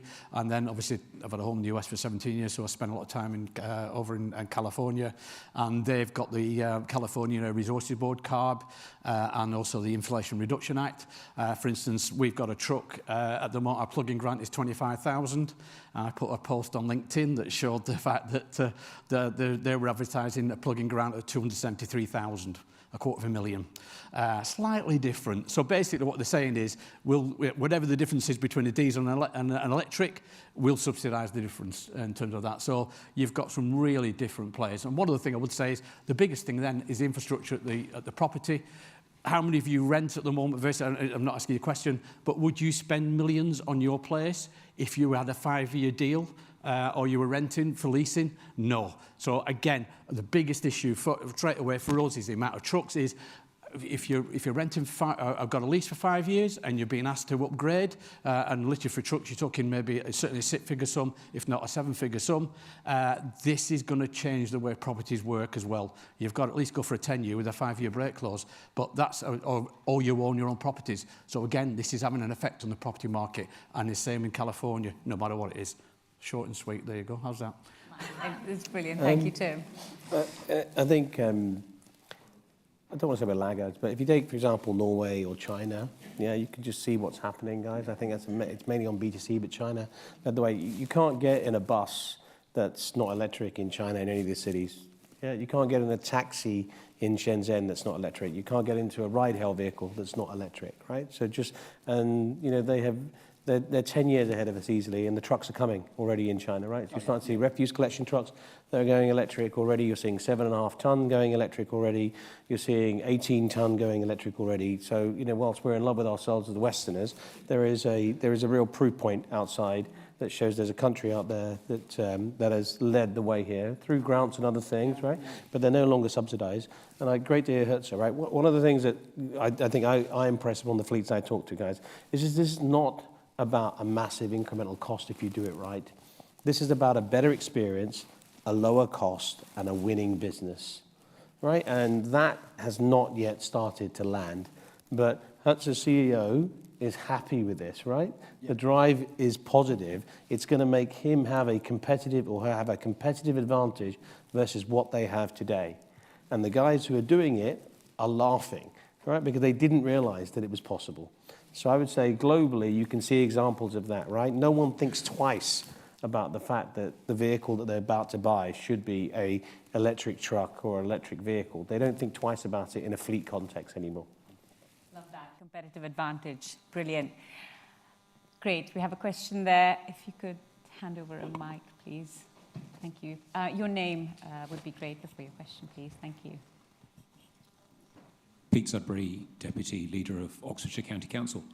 I'm not in fleet, but one of the interesting things about EVs is because there are fewer moving parts and there's bits you can lift in and out, you might expect them to last a lot longer, and you're talking about an 8 to 10 year timeline for a truck. Do you expect that to be able to stretch? Because if you're going to spend 6 figures, it's not half nice if you can go up to 12 or 15 years with it. Absolutely. So we run 500 and I can't remember exactly electric buses in Colombia, believe it or not, and trying to put a project together which has 214 buses in an African country, which I can't talk about just yet. But the cycle for those buses is 15.5 years. We have 1 battery swap in year 7.5, and the buses are commissioned to do 500,000 kilometres. They operate from 5 a.m. to 11 p.m. every day, and they've been running for 3 years. I'd like to see the business case on that. Any more questions? Yeah, no, absolutely. Yeah. There's one up there, please. Hey, Ben Hagen. Question probably best for Tim.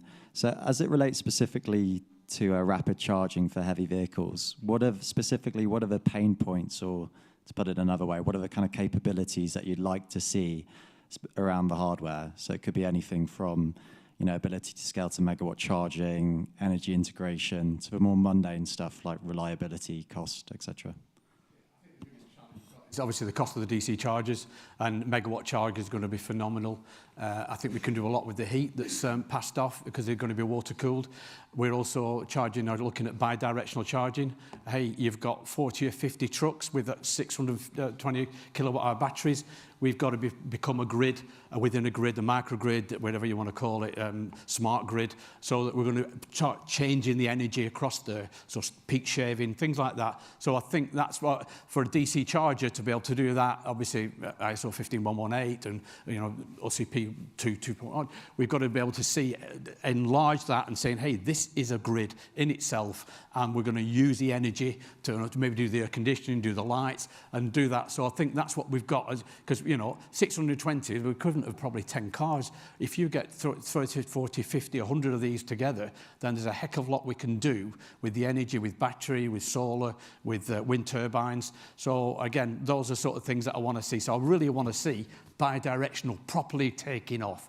We play with it, and I don't see V2X, sorry, I don't mean V2G or V2L, I mean V2X, V to everything, so that we can use it and whiz it around, and that's where my thing. Time will sort all this out, but at the moment we're at the beginning. We're what I call the messy middle. We know where we are, we know where we need to be, we've just got to do this little bit in the middle, and it's going to take a bit of a while. But yeah, we've got some, so yeah, does that answer your question? Too long, Tim, right? No, hopefully not. Oh, no. Yeah, exactly, that's it. I haven't got that long. Brilliant.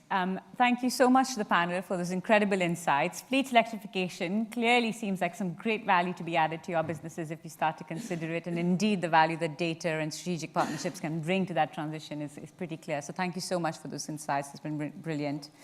Yep, thank you.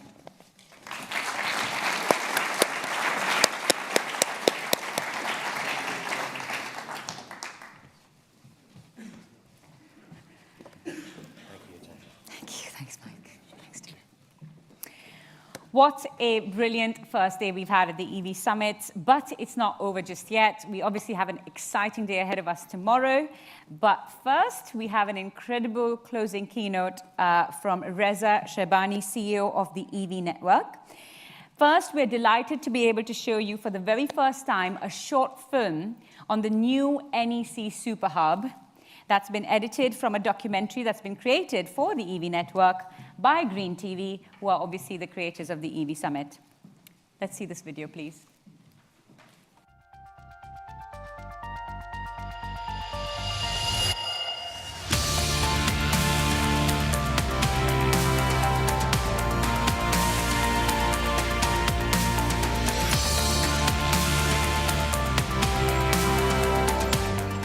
NEC came about as a result of mapping the country and finding the most prominent location where it could serve multi-purpose audience, in this case Birmingham Airport, the NEC, the adjacent road network. The location is phenomenal. We're across 3 different motorway axes at Birmingham NEC, 32 bays here, ultra-fast charging, with canopies, with lighting, solar panel as well. And then you've got the electric car park where people come, go to a conference or a show at the NEC and leave their car there for 4 or 5 hours. Sites like this will be massively important, large electric vehicle charging sites, so that you can be sure as an EV driver that when you get there, there's going to be a charger and it's going to be working. It's a huge project. It's been incredibly challenging. We've had snow, high winds, flooding across site. We need to leave a cleaner, greener environment for our children. We cannot just wash our hands away from our responsibility. We as an industry have to now realize this is the mission, to build a robust infrastructure to compete with petrol and diesel and what people have been used to for 100 years. EV's a scale game. We've got to move at pace. We've got to do big cities, big hubs like this, big motorways. We're talking about a gigahub, the largest hub in the UK. This site was officially opened this morning by the Chancellor. I think the first reaction to that is massive pride and joy for my team, who have worked very hard to create this beautiful infrastructure. Considering how this site looked 27 weeks ago to how it looks now, is nothing short of remarkable. This, to my knowledge, is the first of its kind. It definitely won't be the last.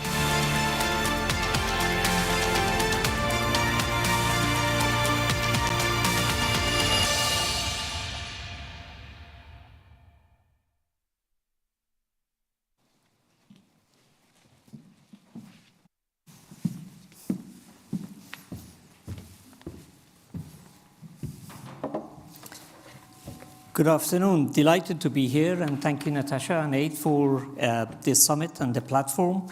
In case you don't know the EV network, let me tell you, we are not a CPO. We are an infrastructure as a service company. Think about us as you go into a hotel, it's operated by Marriott or Hilton. They don't own the building. CPOs are the Marriotts or Hilton in our business. We are the owner of the building, and we license the infrastructure to the CPOs, and they operate the site, and we sit behind it to support and to provide our services. Think about us as we are a developer and the infrastructure. What is our secret sauce to be able to do this kind of projects? This is, I will introduce you our supercharged highway this afternoon. It's 3 things. It's our people, it's our vast amount of capital, over £1 billion of equity, and it's our robust process. The 3 together has enabled us to become a leading driver in this industry. With over 30 sites now in operation and 100+ sites in either construction or waiting for energization and development, we have learned a huge amount from doing what we are doing. What we see is the days that the EV drivers were worried about range anxiety has disappeared, or very fast disappearing. What we see today is drivers are asking themselves, if I go to a charging hub, would there be chargers available for me? Because we see a big trend now, people are waiting for other cars to charge before they can plug in their cars. We also see that would the chargers be in working order? So the 2 are really, really important. What we are building is sites which are big enough to cope with this demand, using technology which is robust and available, and more important, places where these chargers should be put. The NEC, frankly, is a no-brainer in terms of its location, and you saw all the reasons as to why we built that. Fast charging, availability, and facility within these chargers. We have some 9 or 10 Starbucks locations in operation or under construction. A year ago, I was here in this summit, and I never thought we would become a Starbucks developer and owner. But this is what the demand is, and this is what is driving this.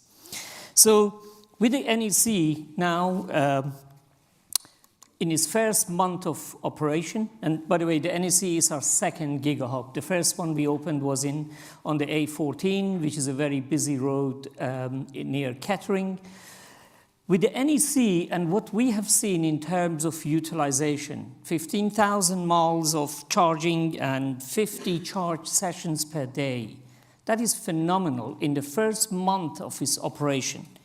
What we see is this demand for what we call our GigaHub network. Those are the other sites that we have either built or under construction or will be energized for our various CPO partners. So with the NEC in the heart of this supercharged highway, we are building a number of GigaHubs. And these GigaHubs will create the backbone of the UK charging infrastructure. The 2 chargers in a supermarket car park or a fast food drive-through, those are what I call important part of a localized solution. But they are not going to push ICE drivers out of their cars in a mass number into EVs. And what you see here is the supercharged highway. A lot of people talk about our NEC project as being big. Yes, it's massive, it's big. I'm really, really proud of it. But compared to what we are now developing and going into construction, frankly, the NEC with 185 chargers would be quite a small project. We are developing chargers with 600 chargers. So from our point of view, the world is in an unstoppable shift into green mobility. What we need to do as an industry is move fast. Number of cars are being sold are increasing dramatically. We need to be ahead of that curve. We need to be ready for when we have 5 million vehicles. We have trucks on the road. We have 10 million, 15 million cars on the road. And the only way we can do that is by providing the robust infrastructure that can support that growth that we all expect as an industry. So I would like to, first of all, as I said, I'm really proud of what we have achieved as a company with the NEC project, but I would be coming back here next year with the next few GigaHubs that we are building from the top of Scotland all the way across the UK, and making sure that we have this backbone of the UK ultra-fast charging infrastructure. Thank you.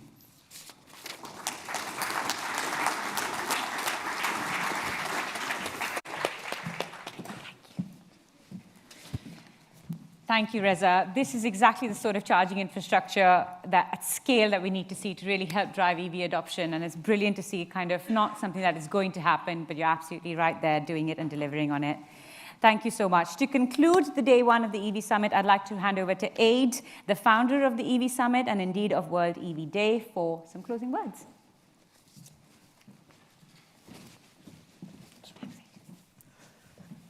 Thanks very much indeed, Natasha. Thanks for holding the reins so expertly this afternoon. And a big thank you to Reza for not just being part of the EV Summit, but for building out EVGB. It's a truly, truly inspirational plan that you have there, Reza. Thank you very much to all of our speakers, sponsors, and exhibition partners for providing such super actionable insights that I know have helped fundamentally change and shape businesses at previous EV Summits and I'm sure going forwards. Thank you to our delegates for taking the time today. I hope you had a great day. I think pretty much everyone has from the people I've spoken to.